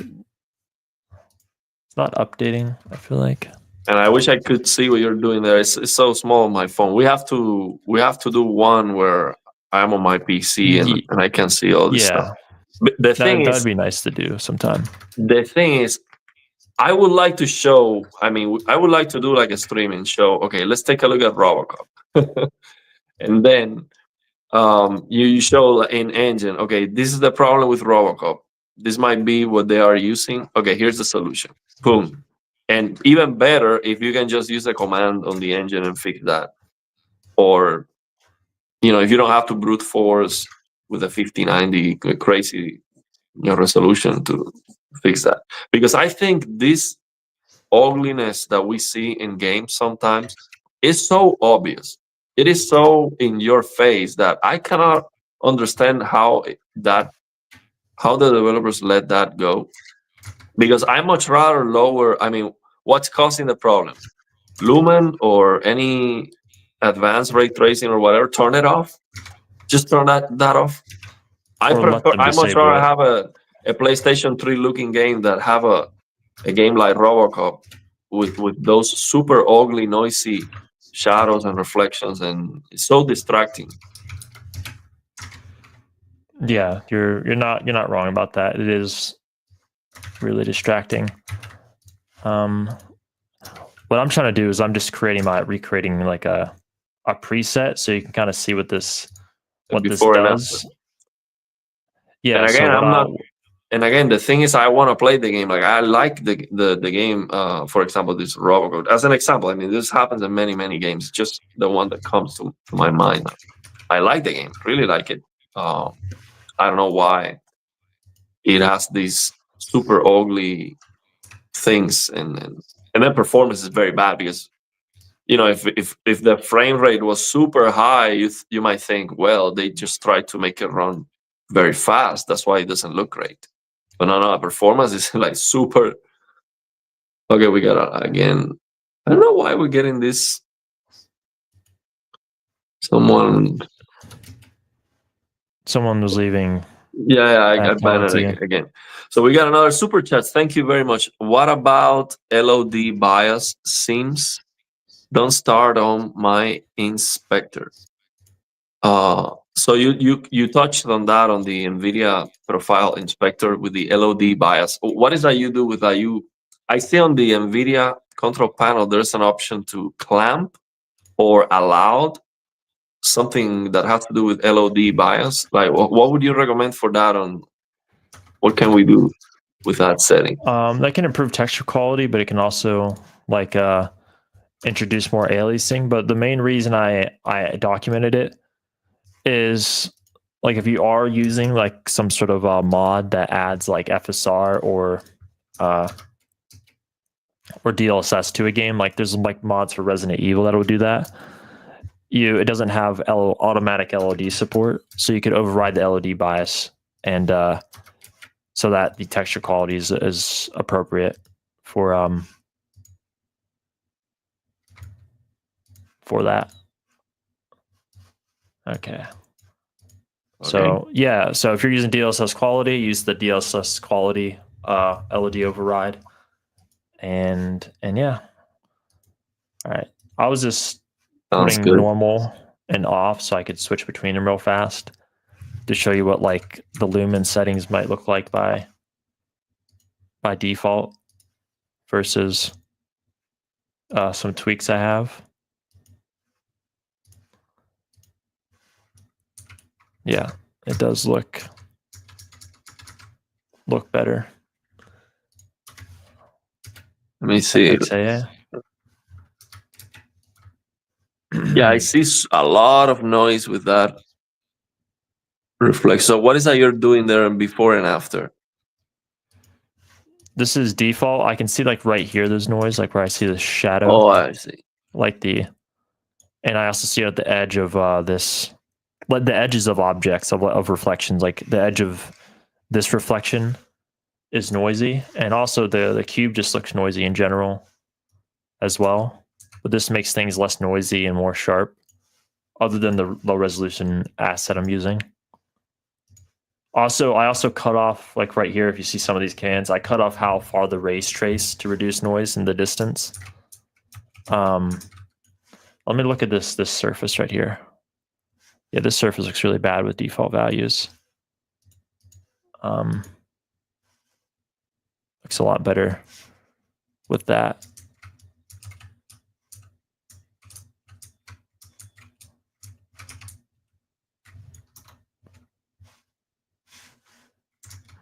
Then there's some other commands. Like right here, this is how you change the resolution of reflection. So let me ask you, you think maybe the developers of that game or any other game that has these issues, they noticed the issue, but they didn't know how to fix it? And they thought, okay, it's just the engine. I don't know how to get rid of it. Yeah, a lot of the time it's just ignorance, or it's just lack of passion too, and the publishers, the executives that are in charge of the studio and what's happening are just prioritizing other things. But you know, for me, it's hard to believe that the game. It's not easy to make a game. I mean, just the music, for example. I'm a musician. That music of Robocop, I think, is very good. They definitely hired someone who knew how to compose something that's beautiful. Just making the game, the dialogues, I think it's so difficult. The stuff that I'm complaining about, I cannot believe that's more difficult to realize or to fix than just making the whole game. But maybe I'm wrong. I'm underestimating. It can't be that hard, but it's not. It's just not in their mind. You know what I mean? Wow, like it's like I just don't understand how. Yeah, like why do you think? Why do you think HDR is so bad in every game that comes out? Like it wouldn't take that long to fix, but they do have to pay people to fix it, and that takes up time. And they're just like, is it really going to affect our bottom line? Is it really going to affect our sales if like we have bad HDR support? Like most people that have HDR monitors that want to use games, they don't. They're willing to. They'll still play it if it doesn't have HDR. So it's like the same issue as that. And by the way, are you supporting HDR? Have you implemented it, or is it come already with the Unreal Engine? You're just gonna turn it on? So in our case, it's not a lack of care. In our case, just because we don't really have like HDR displays to actually calibrate it. Like we don't like the contrast ratio of my IPS display and stuff is just not good. I want to get an OLED, and if I ever do, when I do, I'll definitely focus on HDR support, but I just can't get it to look right because I don't have a reference to look at. But let me ask you, is there a way I can help you with that? Because I know when it looks good, is there like a parameter you have to code on the engine, or how does it work to implement that? there's like HDR settings. Allow HDR, of course, just allows it. But yeah, there's like display max luminance, display mid luminance, display min luminance, UI HDR UI level, UI luminance. There's a lot of So those are all settings you can have available to change on the game. yeah, you can change that yourself from the user side as well. Uh-huh.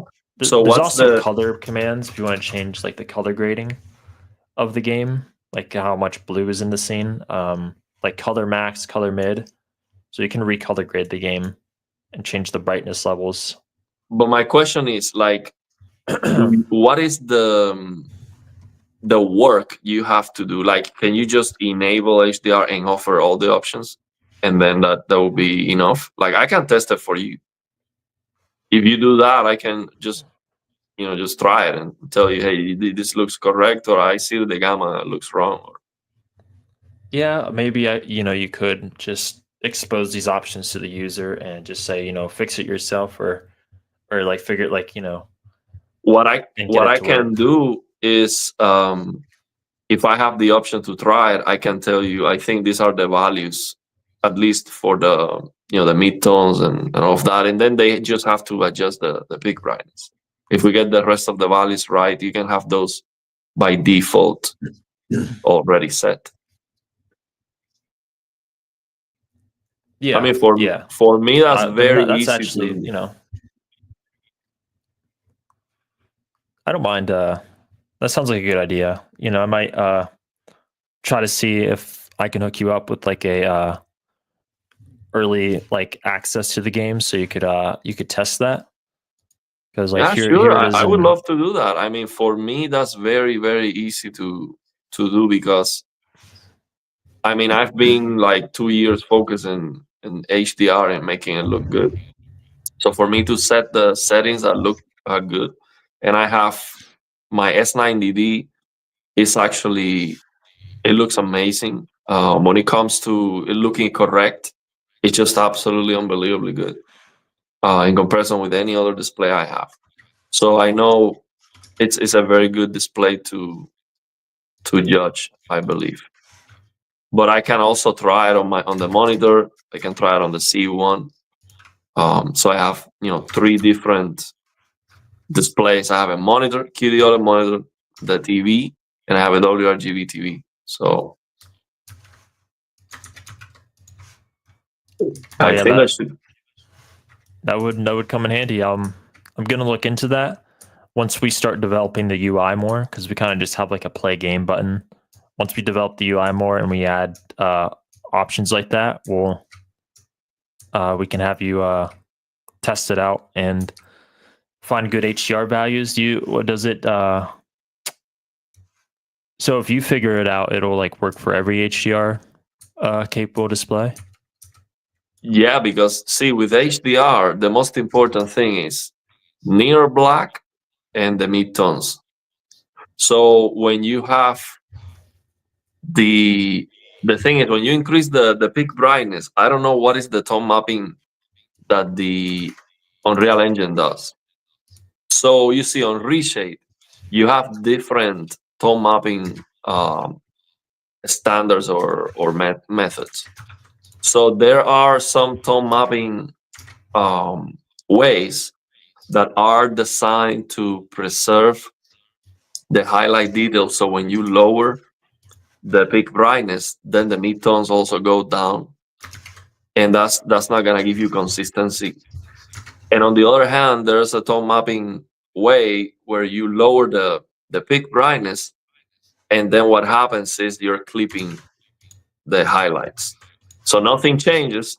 Midtones are still the same, but then you're losing details.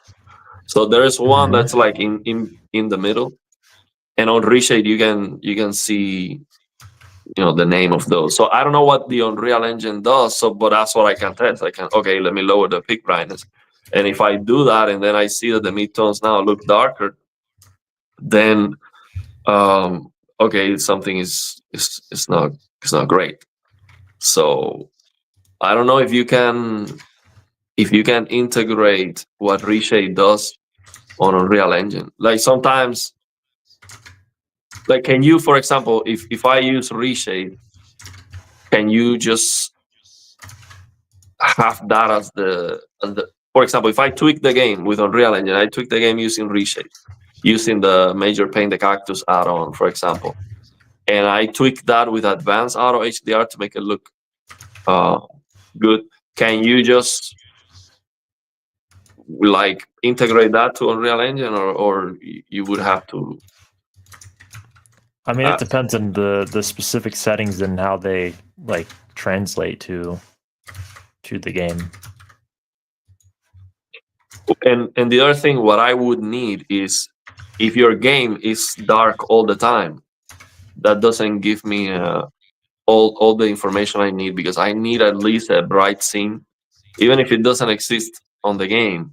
I would need a bright, like a sunny scene, even if it's like created just like it's not on the game. Like you know what I'm saying? I would need a dark scene, a bright scene too, because if you only have a horror game that looks dark all the time, I cannot tweak the tone mapping. I cannot tweak the mid-tones because I don't have those bright colors. See, so then I only see near black and the highlights, but I don't have a way to know if it's right the rest.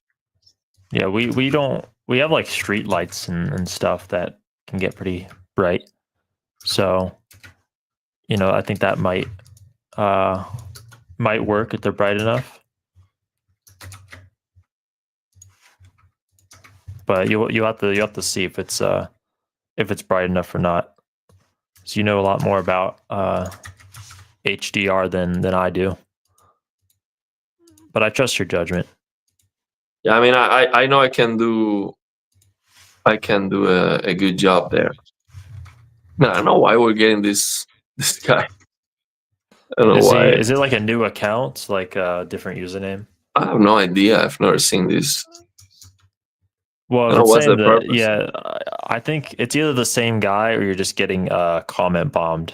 I told you you have some haters somewhere. Clearly, look at what these guys are doing.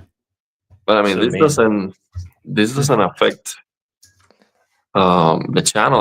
All the opposite. This is good engagement for the video. Yeah. Oh wow! Look how much we're gonna recommend this video to everyone. Look at all the comments I got. Yeah, so that's actually good for the channel. Yeah, it's really weird though. It doesn't bother me, but it's really odd. Yeah, let me.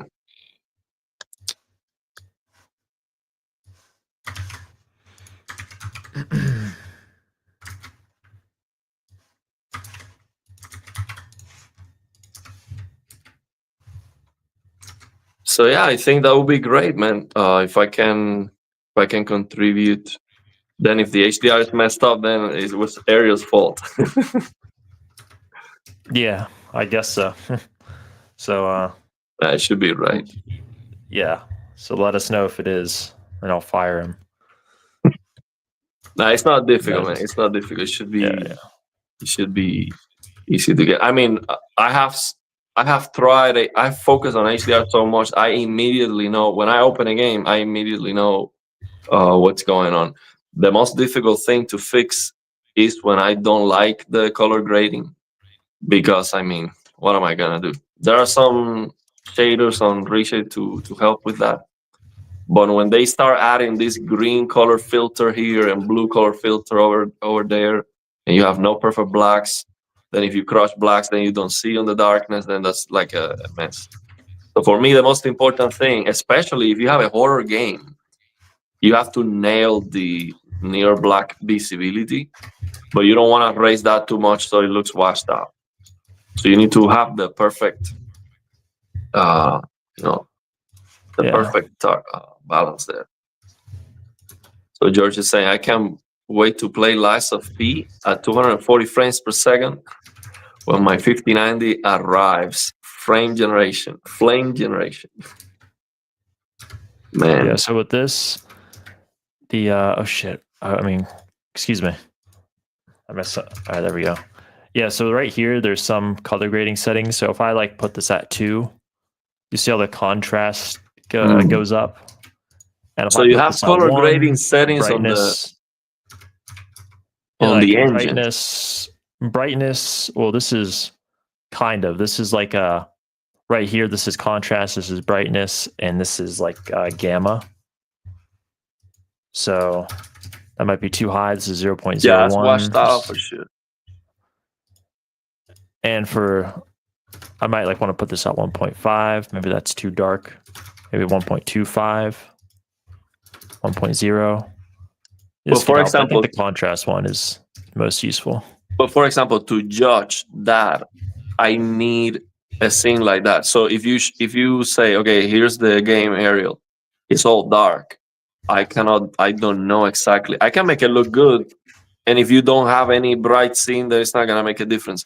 But you really need to have, even if to test HDR, if the game is all the time dark, it doesn't matter. To test HDR, you still need to have a scene that's bright, so you get the tone mapping right.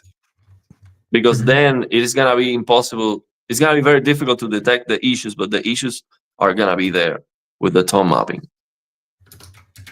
So you might have something looking blown out, and you don't notice that because it's all the time dark with some highlights. So I would need something like that, like a scene like that, where I can see what's going on. Yeah, we can. I mean, that wouldn't be hard to create a scene like that. So I'm sure that won't be an issue for testing purposes. Right now, I'm just trying to find a good color value for this. And you know what? I think it would be great if your game can have can have a great HDR to, like, for example, to take advantage of QD OLED, like a beautiful. I don't know how, if you have a lot of colors on the game or fire. Usually horror games have bright highlights. So yeah, I don't know how the game. Some horror games like having like a washed out color filter to it because it makes it look like an old camera. So we'll have something like that. Our game doesn't, but that is a common aesthetic. Sometimes film grain will raise the black levels as well. Yeah. At the game uses film grain. So there's a lot of artistic stuff that happens that. Yeah, I mean, if you have as an HDR option, it's fine, but not to have that as a default because it's a mess. Yeah, I do support, I know that some developers, here's the thing is that there's some developers that are really picky about the artistic intent of their game, so they won't support other options and stuff because of they want their game to look a specific way and they don't want to give you the tools to change it. They want to be experienced a certain way. And I don't really love developers like that. That's not my style. PC gaming is all about freedom and stuff.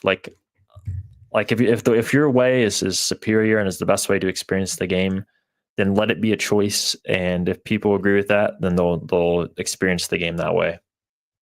They'll choose to do that. Yeah. I think for me, the most important thing with HDR, especially if you have a horror game, is to get the visibility near black visible enough, especially if it's a competitive game where you want to be able to see, and not everyone has an OLED. A lot of people are gonna be playing with an LCD, so you definitely need to be able to see, but you have to be careful. Don't overdo it because then it looks terrible. And that's what I see in a lot of horror games, that they just go way too high with the visibility, and then they start messing up with the color filter, so you end up with a total mess. And I guess some developers just like Vincent is saying here, just slap a gamma slider and there you go, just cheap the game like that. Yeah, you can just. I mean, if you don't have the monitor or the stuff like that to properly do HDR, then you could at least provide options for players to do it themselves. Yeah, I think the problem is with LUTs and stuff like that. But then if you don't have the monitor, don't post-processing effects. So that if you don't have the monitor, don't complicate things. Just give the options. I think you cannot go wrong with just offering all the options that Unreal Engine has, and we can fix it. So I'm gonna ask you what you did, what you've done there to show. Well, let me answer this question here from Christopher James. What is better, WRGB or QD OLED? QD OLED is far superior, and it's not even close. The colors are better because you have self-emissive RGB. The W of the WRGB just washes out the colors, and not only that, it just doesn't look right. I never see, coming from a plasma which was self-emissive RGB at the beginning, my first impressions of the LGC1 were terrible, absolutely terrible when it comes to the colors. And I did some rants at the beginning. I was like, this is trash. And of course, I was not fair with it. The LGC1 is still a great looking display, and it's superior to the plasma in almost every way. But I knew my eyes were not lying to me.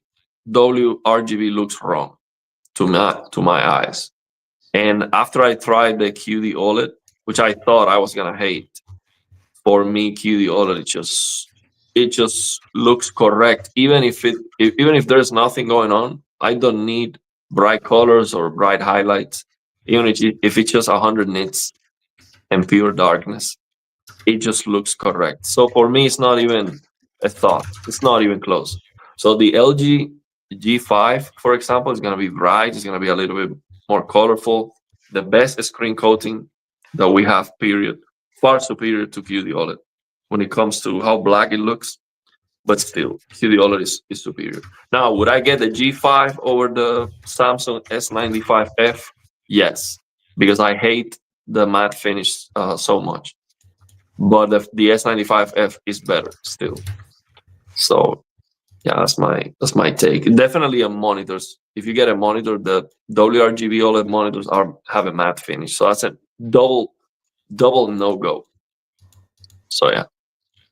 Yeah, I think the only reason there's even a question about what's superior is just because of the raised blacks of QD OLED and under bright conditions, the purple hue. If that wasn't an issue, it would be objectively superior in every way, and there'd just be no reason ever to get a WOLED unless it's cheaper. Oh, absolutely. I mean, a QD OLED on a bright room is not an OLED. It's not even. It can look worse than an LCD. It's just terrible. The purple. It's not even just raising the blacks. It also adds a purple hue, which just looks really bad. It's bad. I mean, but I don't. Of course, I consider a black room just because you want. If you're looking for the best, so Quantum TV, in that regard, yes. So I don't agree with everything he says. Like I don't agree with everything Digital Foundry says or anyone else, but. Yeah, QD OLED is far superior. It's not even close. So yeah.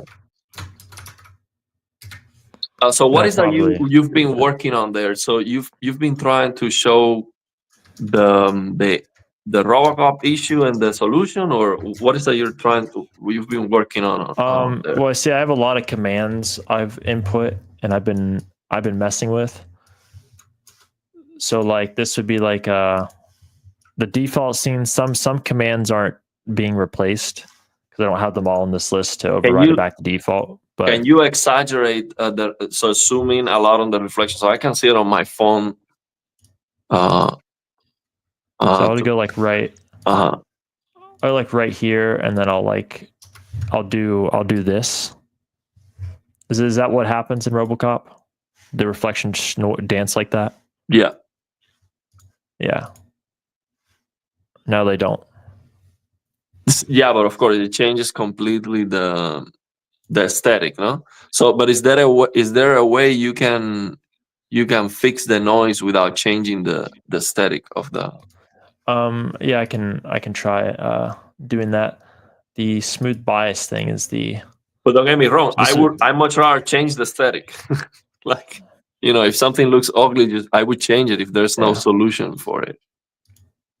So let me see. Well, I gotta change this. I gotta. No, it's at. I thought it'd say about 3. Okay, so I'll save that. So I think this is what. So it's still improved. It's a little noisy, but here's default, and then it's like moving a little less with A off. Yeah. That's like when I look over here, it's moving a lot more than with these tweaks. Like right here on the edges of this wood look better with this. And I also reduced the ray count. So like right here, it's like looks almost overexposed. It's bouncing in that more little light. corner. It's bouncing more light like that, no? Yeah, it looks a little overexposed on the edge of that. And right here, it looks like there's better ambient occlusion. Yeah, I think it's just, I cannot see it well, but I'll try it with my monitor next time, so I can see this thing because it's so small. But there's a solution basically. You might have to change a little bit this and there, but and you can turn it to a custom value. Like it's at 0.0 by default for this specific setting. I changed other settings that reduce the noise a little bit, but if you want to take it further by smoothing the reflections out, that's like 0.2. That's 0.4.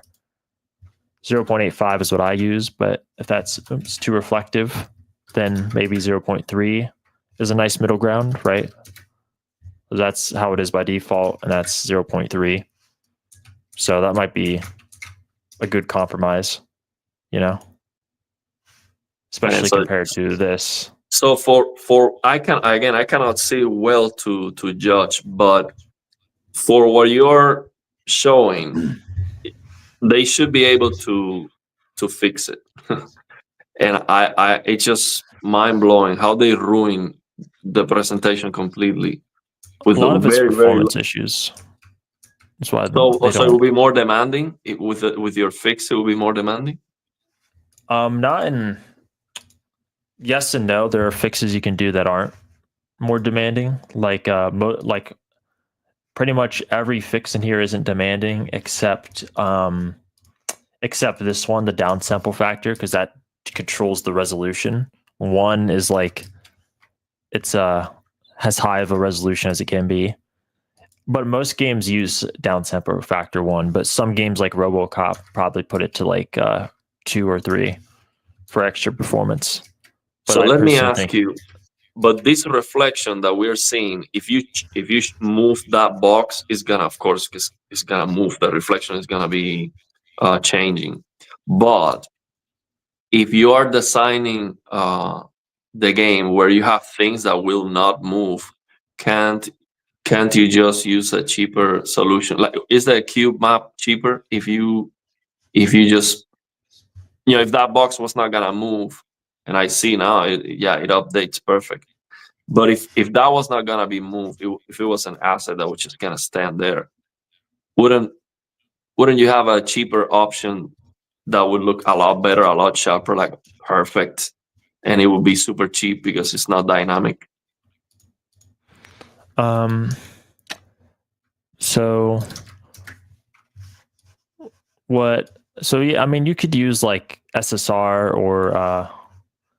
So let me just disable lumen reflection. So this is like there's no reflections anymore, and now if I enable SSR, I mean SSR will update it. It's not as accurate though.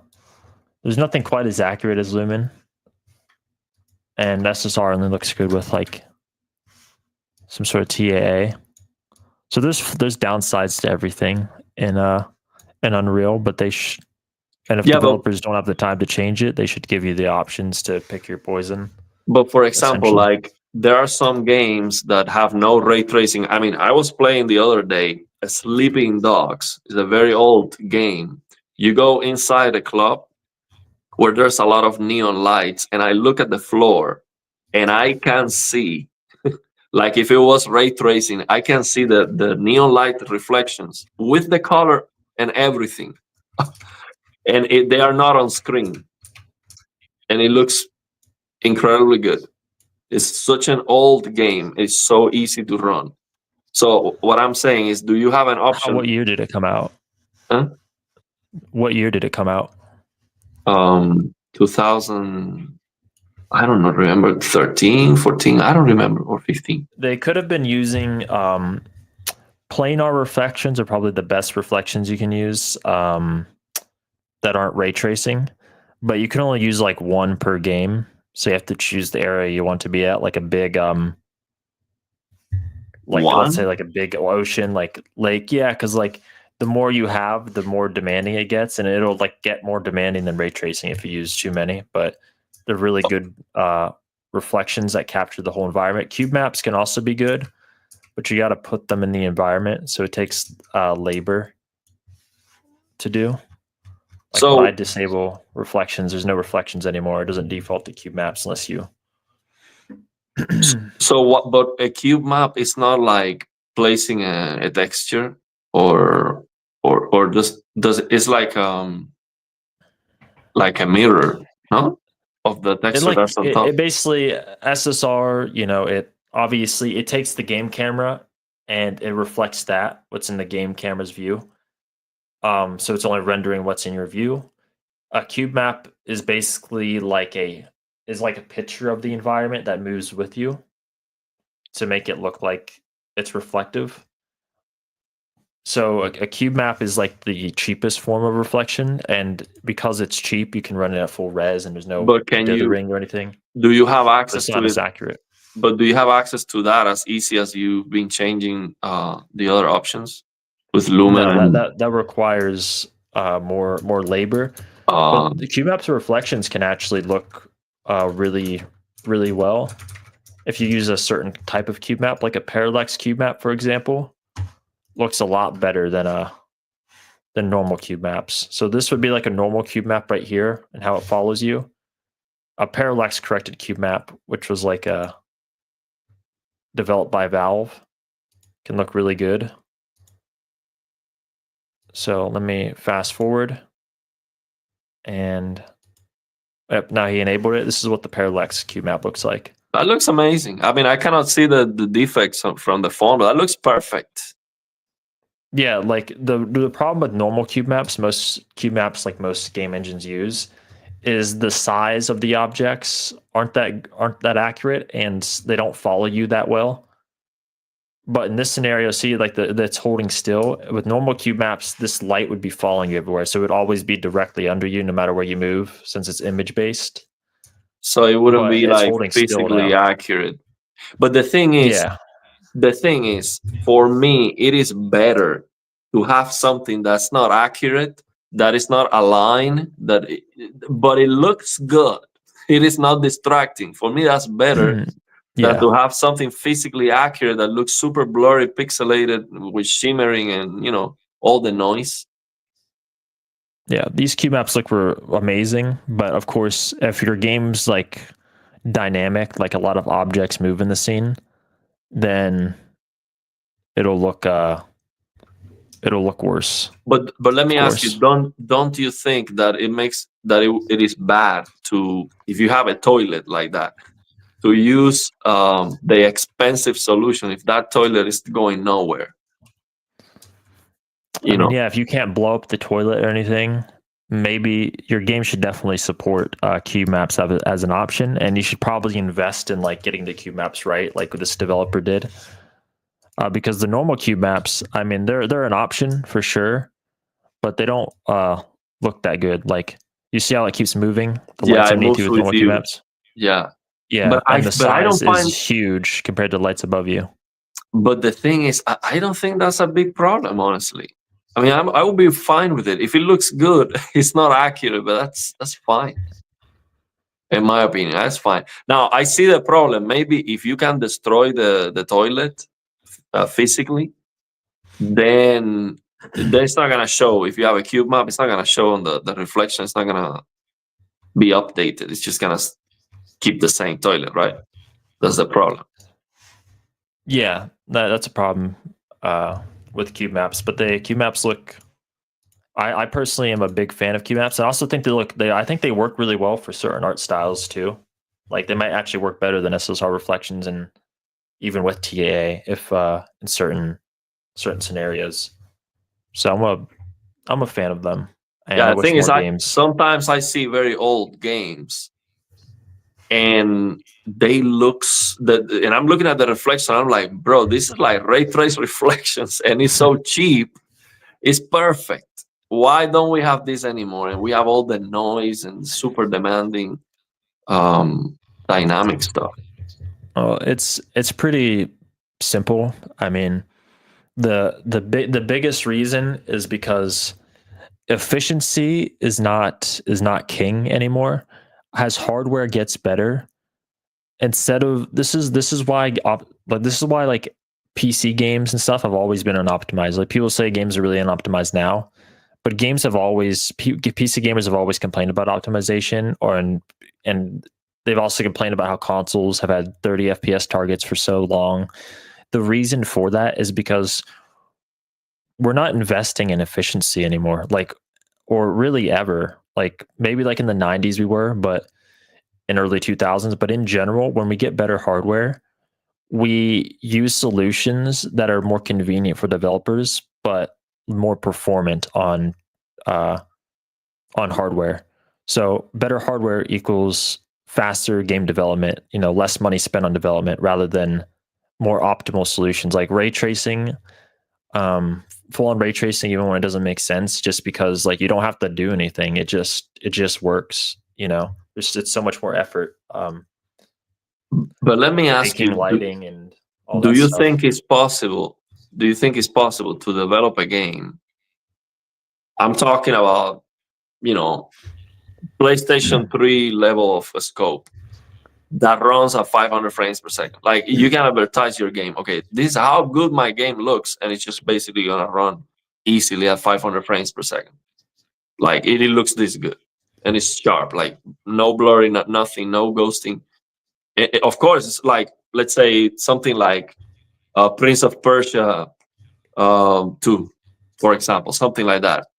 That should be able to run at 500 frames per second. And I would be happy if I can get a game that's that good. It's a very good game with, of course, much higher textures and resolution, and sound and all that is great, and it runs at 500 frames per second. Isn't that something that's possible that a developer could actually do? And honestly, even with good graphics features and all that stuff, CPU performance is still a big thing. Like how like game engines handle like threads, how many cores they're using. So 500 FPS, that's a lot. So it honestly depends on the engine and stuff and how big the world is. But like in general, having much higher performance than we see today, like in triple digits instead of double digits. I mean, yeah, that's easily possible. It's just I'm not one of those people that hate capitalism or anything, but every system has their own flaws. I love capitalism, but one of the flaws is of this the stock market and stuff is that shareholders, they always expect your profits to increase forever, and that's what companies chase. So as soon as like a new feature like this comes out, they just, even if it doesn't make sense for the project, they see that Yeah, they it want to means they can slap make the it on games the. faster. Yeah. Yeah, because I don't think a lot of gamers refuse to buy games just because the performance isn't great or because it looks a little grainy. Like a lot of people will still buy the game and just tolerate it. So there has to be like a market incentive that makes it less financially viable to do that. Like the benefits have to outweigh the cons have to outweigh the benefits to get the industry to switch gears, basically. Yeah, you're right, and I know that's how things work, because that's what we get. But I think it would be great to have a disruptor to show that, okay, this is possible, so people can see the beauty of it. Because if we get a game that looks perfect, like when it comes to the clarity, pixels, and it runs as fast as you need, and then gamers are gonna appreciate that. Especially if it's a good game. Like I'm thinking exactly. Let's say a Prince of Persia 2 remaster, for example. We get 4K resolution textures, and the game runs at. I mean, it's so easy to run. I played that game the other day on my PC. My GPU was like at 9%, 4K. I mean, it's like nothing for my PC. So I don't know about CPU. I would have to unlock the frame rate. I don't know how to do that. It's locked to 60. But a game like that should be so easy to run, even for the CPU. I don't think it should be a problem to run a crazy high frame rate. I mean, Minecraft can run at 2,000 frames per second on a 5090. I saw a video. Of course, Minecraft is very Yeah. simple But geometry. I can use like shaders on Java Edition, and I can still get like 300 FPS and stuff with a shader that makes the lighting look beautiful. So I mean, you can still get good performance even with good lighting. Yeah, that's what I'm talking about. Something that looks good and flies. It is so fast and it looks clear, sharp, high resolution. It flies. The performance just unbelievably fast. I would love to see that. Yeah, if you play VR games, I recommend trying Half-Life Alyx because it's a very beautiful game with using like older rendering techniques, but it's made Yes, for in I am recent saving. times. Yeah, you've told me that, but I'm saving Half-Life until I get the very high-end headset. I want to figure Yeah, out first VR gaming with my Quest 2, and then after I figure that out, then I'm gonna get a very expensive headset. After I yeah. get the 5090, I'm gonna get a very very expensive headset. Let me. Valve, there's a leak that Valve is releasing their high-end headset like later this year. They made the first Valve Index they released was really good. So if Valve releases a new headset, I would look out for that. I want an OLED, man. I need perfect blacks because my Quest 2 is very good in motion. I know the lens are a lot better now. They have wider field of view and all that, higher resolution. But I need perfect blacks. I cannot. I mean, especially that close to me, I need OLED perfect blacks or Yeah, micro. So that's they'll what have I'm looking OLED for. probably because the new Valve headset is based off SteamOS. So they're like it's gonna be a standalone. It's a standalone headset like the Quest, but it's very high end. It's gonna be like $1,000 something, according to leaks, and it's running on SteamOS. And the Steam Deck got their OLED port, so I'm sure the headset will use OLED as well because they're aiming for like the best experience possible, regardless of price. So I mean, if you can't afford it, I'm sure it'll be amazing quality. The only thing I recommend is when you do play Half-Life Alyx, there's because it's a VR game, they have like dynamic resolution. If you can afford the performance, I'd try to find the command to disable that. That's what I did, Mm. and just to make sure the resolution is at native. And yeah, it looks great. Yeah, I'll definitely do that. Well, man, let me read some comments before and finish the stream. We've been 2 hours and 40 minutes. Thank you very much for your time, and definitely let's do next time if we can a higher quality stream when it comes to resolution because StreamYard is so low quality to show and Yeah, share some of the stuff that to improve. I think that would be great to improve the Unreal Engine games and some advice for developers, and then maybe just call out some of the issues with these games like what we were trying to show with the reflections. I think that would be great, and I'm gonna use my monitor so I can see what you're doing on the phone. Is so small, I don't see anything. Let me address this yeah, real and quick. Go ahead. No, go ahead. you can answer this question first because I was gonna respond to someone's question. Yeah, you can highlight them. Any of the questions if you wanna Yeah. address. So let me say, okay, so we've been a long time on the stream, so I don't think Quantum is gonna watch this. I don't like to speak bad about any YouTube channel, and I never will. See, I watch Quantum TV. I'm subscribed to his channel. I like the way he makes the videos. I like the way he speaks. Actually, I think he's a very good speaker. Now he has, of course, his own goals, and that's fine. Like everyone Yeah. has its own goals. The thing is, he's against reference accuracy, but he's talking about SDR. I totally agree with him. Like accurate SDR makes no sense.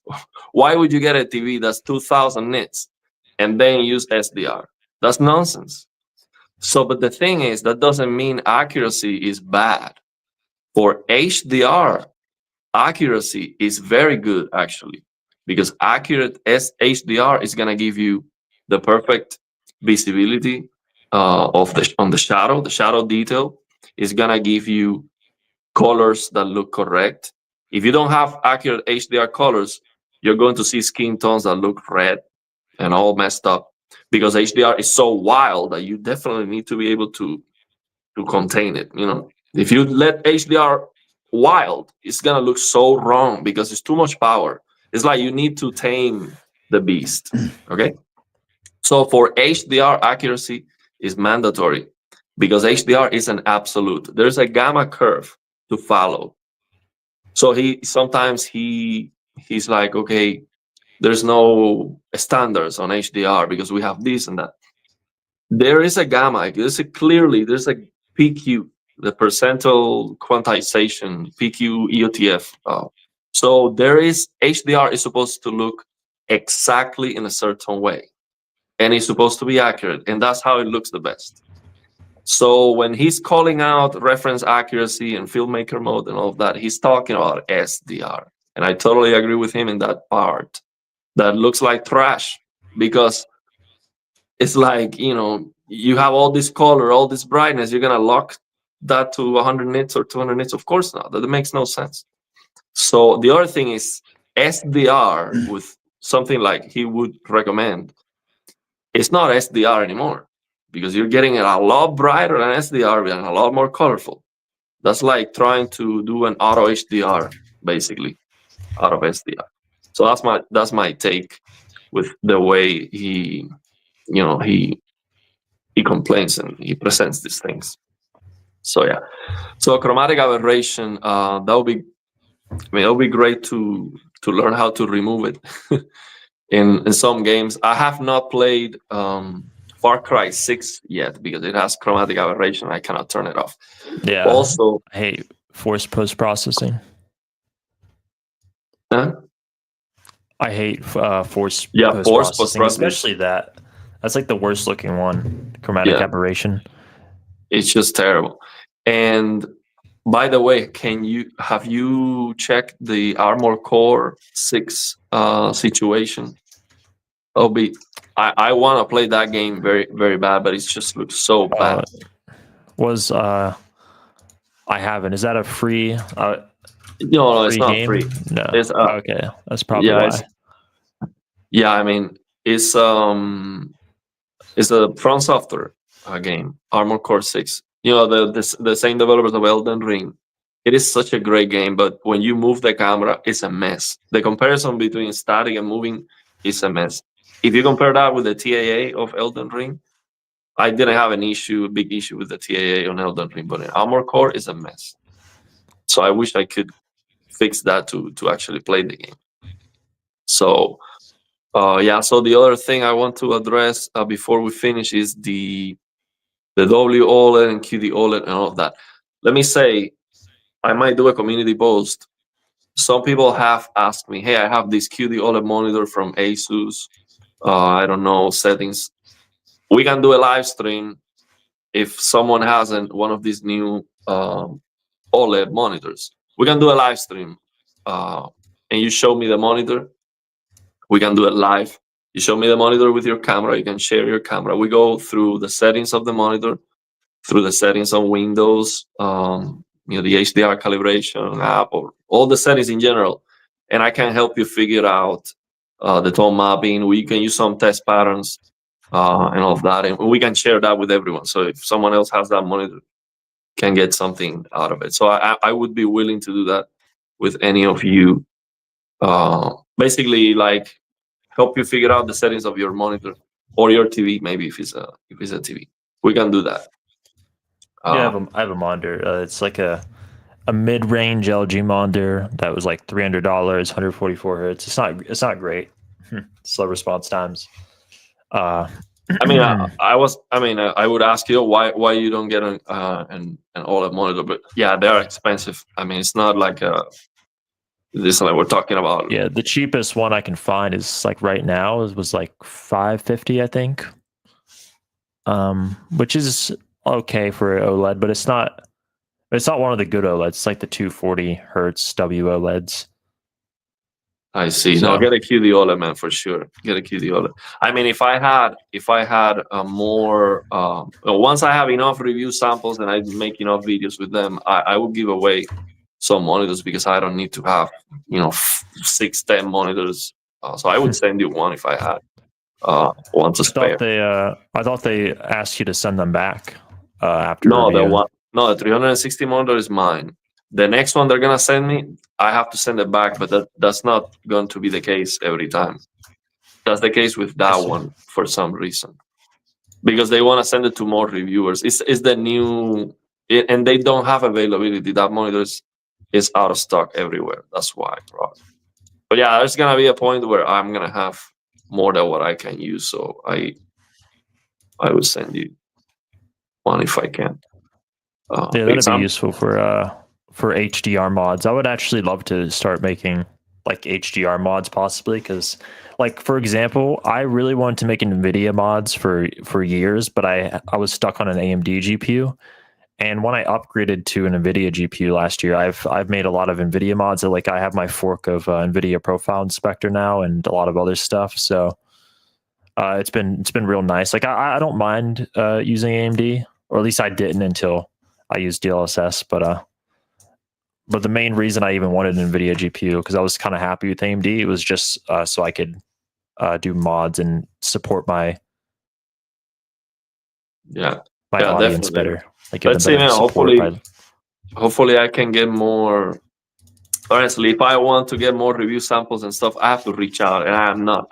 Honestly, I am not sending any emails because I don't know where to send them. So yeah, if you can help me with that, or the community can help me with that, we can do a lot better. So let's but even if the S95F is mad, why not pick S90F or G5 SNS? Yeah, so exactly. So then for next year, the TV I would be looking up would be the glossy QD OLED from Samsung. That's the S90F. Let's see how good that is. But yeah, that would be the one to get.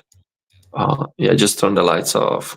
Okay, so let's leave it there, remember, because we've been here for a very long time, with almost 3 hours. We'll do this again if we have a chance next week. We have a live stream tomorrow with gaming tech too.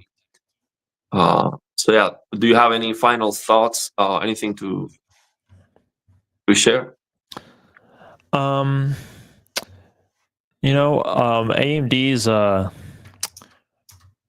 new graphics card. It's I hope availability is good. That's one of the things I'm hoping the most, just to close off. I really want the GPU market to be more competitive. It kind of feels like Nvidia is starting to get a monopoly because they have just so much market domination that they can. I think they are already. They set all the trends. Yeah, they're at 90% market share. I mean, I know there's multiple companies, but a monopoly doesn't just mean that only one company exists. It just means that they have too much market share. Yeah. Right. It's like Apple. The reason people don't want to switch from an Apple iPhone is because they have a whole ecosystem of products that work in tandem with each other, and Nvidia has the same thing with their features. So once you go Nvidia, it's hard to go back, even if the price is competitive with other products, because there's just. How are you going to give up DLSS 4 if you know the upscaling with AMD is not going to be as good? Impossible. Yeah. And then you also have like price fixing, which is basically like if AMD puts out a very competitive product and Nvidia lowers their prices, sure, that's good for consumers, but then people stop buying AMD again because Nvidia just lowered their price. So AMD would probably make more of a profit if they just price fix with Nvidia and they didn't go below a certain margin, and they could sell the GPUs for higher. Because if they just make it too competitive, Nvidia will just drop it and invalidate that effort. Eventually. So that's why you want as many people as possible in the market. Yeah, but right now they only need to have them available. I think that's with the situation, they only need to have enough GPUs, and they can. There is a fourth competitor, Chinese company. but like Nvidia, like Intel, their drivers aren't that good. Yeah, they're called Intel Moors is or looking something. good though. Yeah, they're looking good now. They had their integrated graphics, so they had a head start on the GPU game when they first entered. Yeah. So yeah, let's do that. Iron Man, we can do that. If you want to do a live stream next week, shoot me an email. I'll post post a comment on this live stream, and I'll give you my email, and we can do that. We can do a live stream and work on your monitor. So yeah, man, I agree with you. AMD just needs to get the price right and have enough GPUs. But yeah, still, I mean, I think Nvidia is just so far ahead, just with the software, that is crazy. So yeah, I wouldn't consider AMD just because of how good DLSS is. So yeah, let's leave it there, man. We have still a lot of comments to answer, but thank you very much, everyone, for being here. Thank you very much, Hybrid, for your time. I think we can just keep it under 2 hours next time. Just focus on the on all that stuff and try to be more direct. This was more like a stream, without any real plan. I mean, I didn't even watch the AMD presentation. Just watched a section of the Linus video because I was not really interested, honestly. And AMD cannot compete if they don't have something that looks remotely close to DLSS 4. So I would not be considering them just because of that. So yeah, you want to answer that before we? Yeah, I'm pretty sure he's talking to me since I was sharing my screen. The browser I'm using is called WaterFox, which is it's basically a Firefox. It's a fork of Firefox, but it's more focused on privacy, and it also has the feature where it'll work with Chrome extensions as well as Firefox extensions. So if you're someone that likes, if you're someone that wants to move away from Chrome due to their war on like ad blockers, and you want to support a different browser, this is a very good Firefox fork. Personally, it's my favorite fork of Firefox. I think it's going to appeal to Chrome users a lot. So I recommend trying it out. It's a good browser. Sounds good. I'll give it a try too. Yeah, well, thank you very much, everyone, for showing up. Thank you very much, Hybrid. Let's make it official. Let's do it once a week if we have the time. And yeah, not every time we have to do 3 hours, because then that might be too much to plan ahead. But I appreciate you. Appreciate your time and you sharing all the stuff that you know. Yep, appreciate you giving me a voice. Absolutely, man. Thank you very much, and then see you guys next time. See you, Hybrid, next week. Thank you very much. Thanks, everyone. Bye.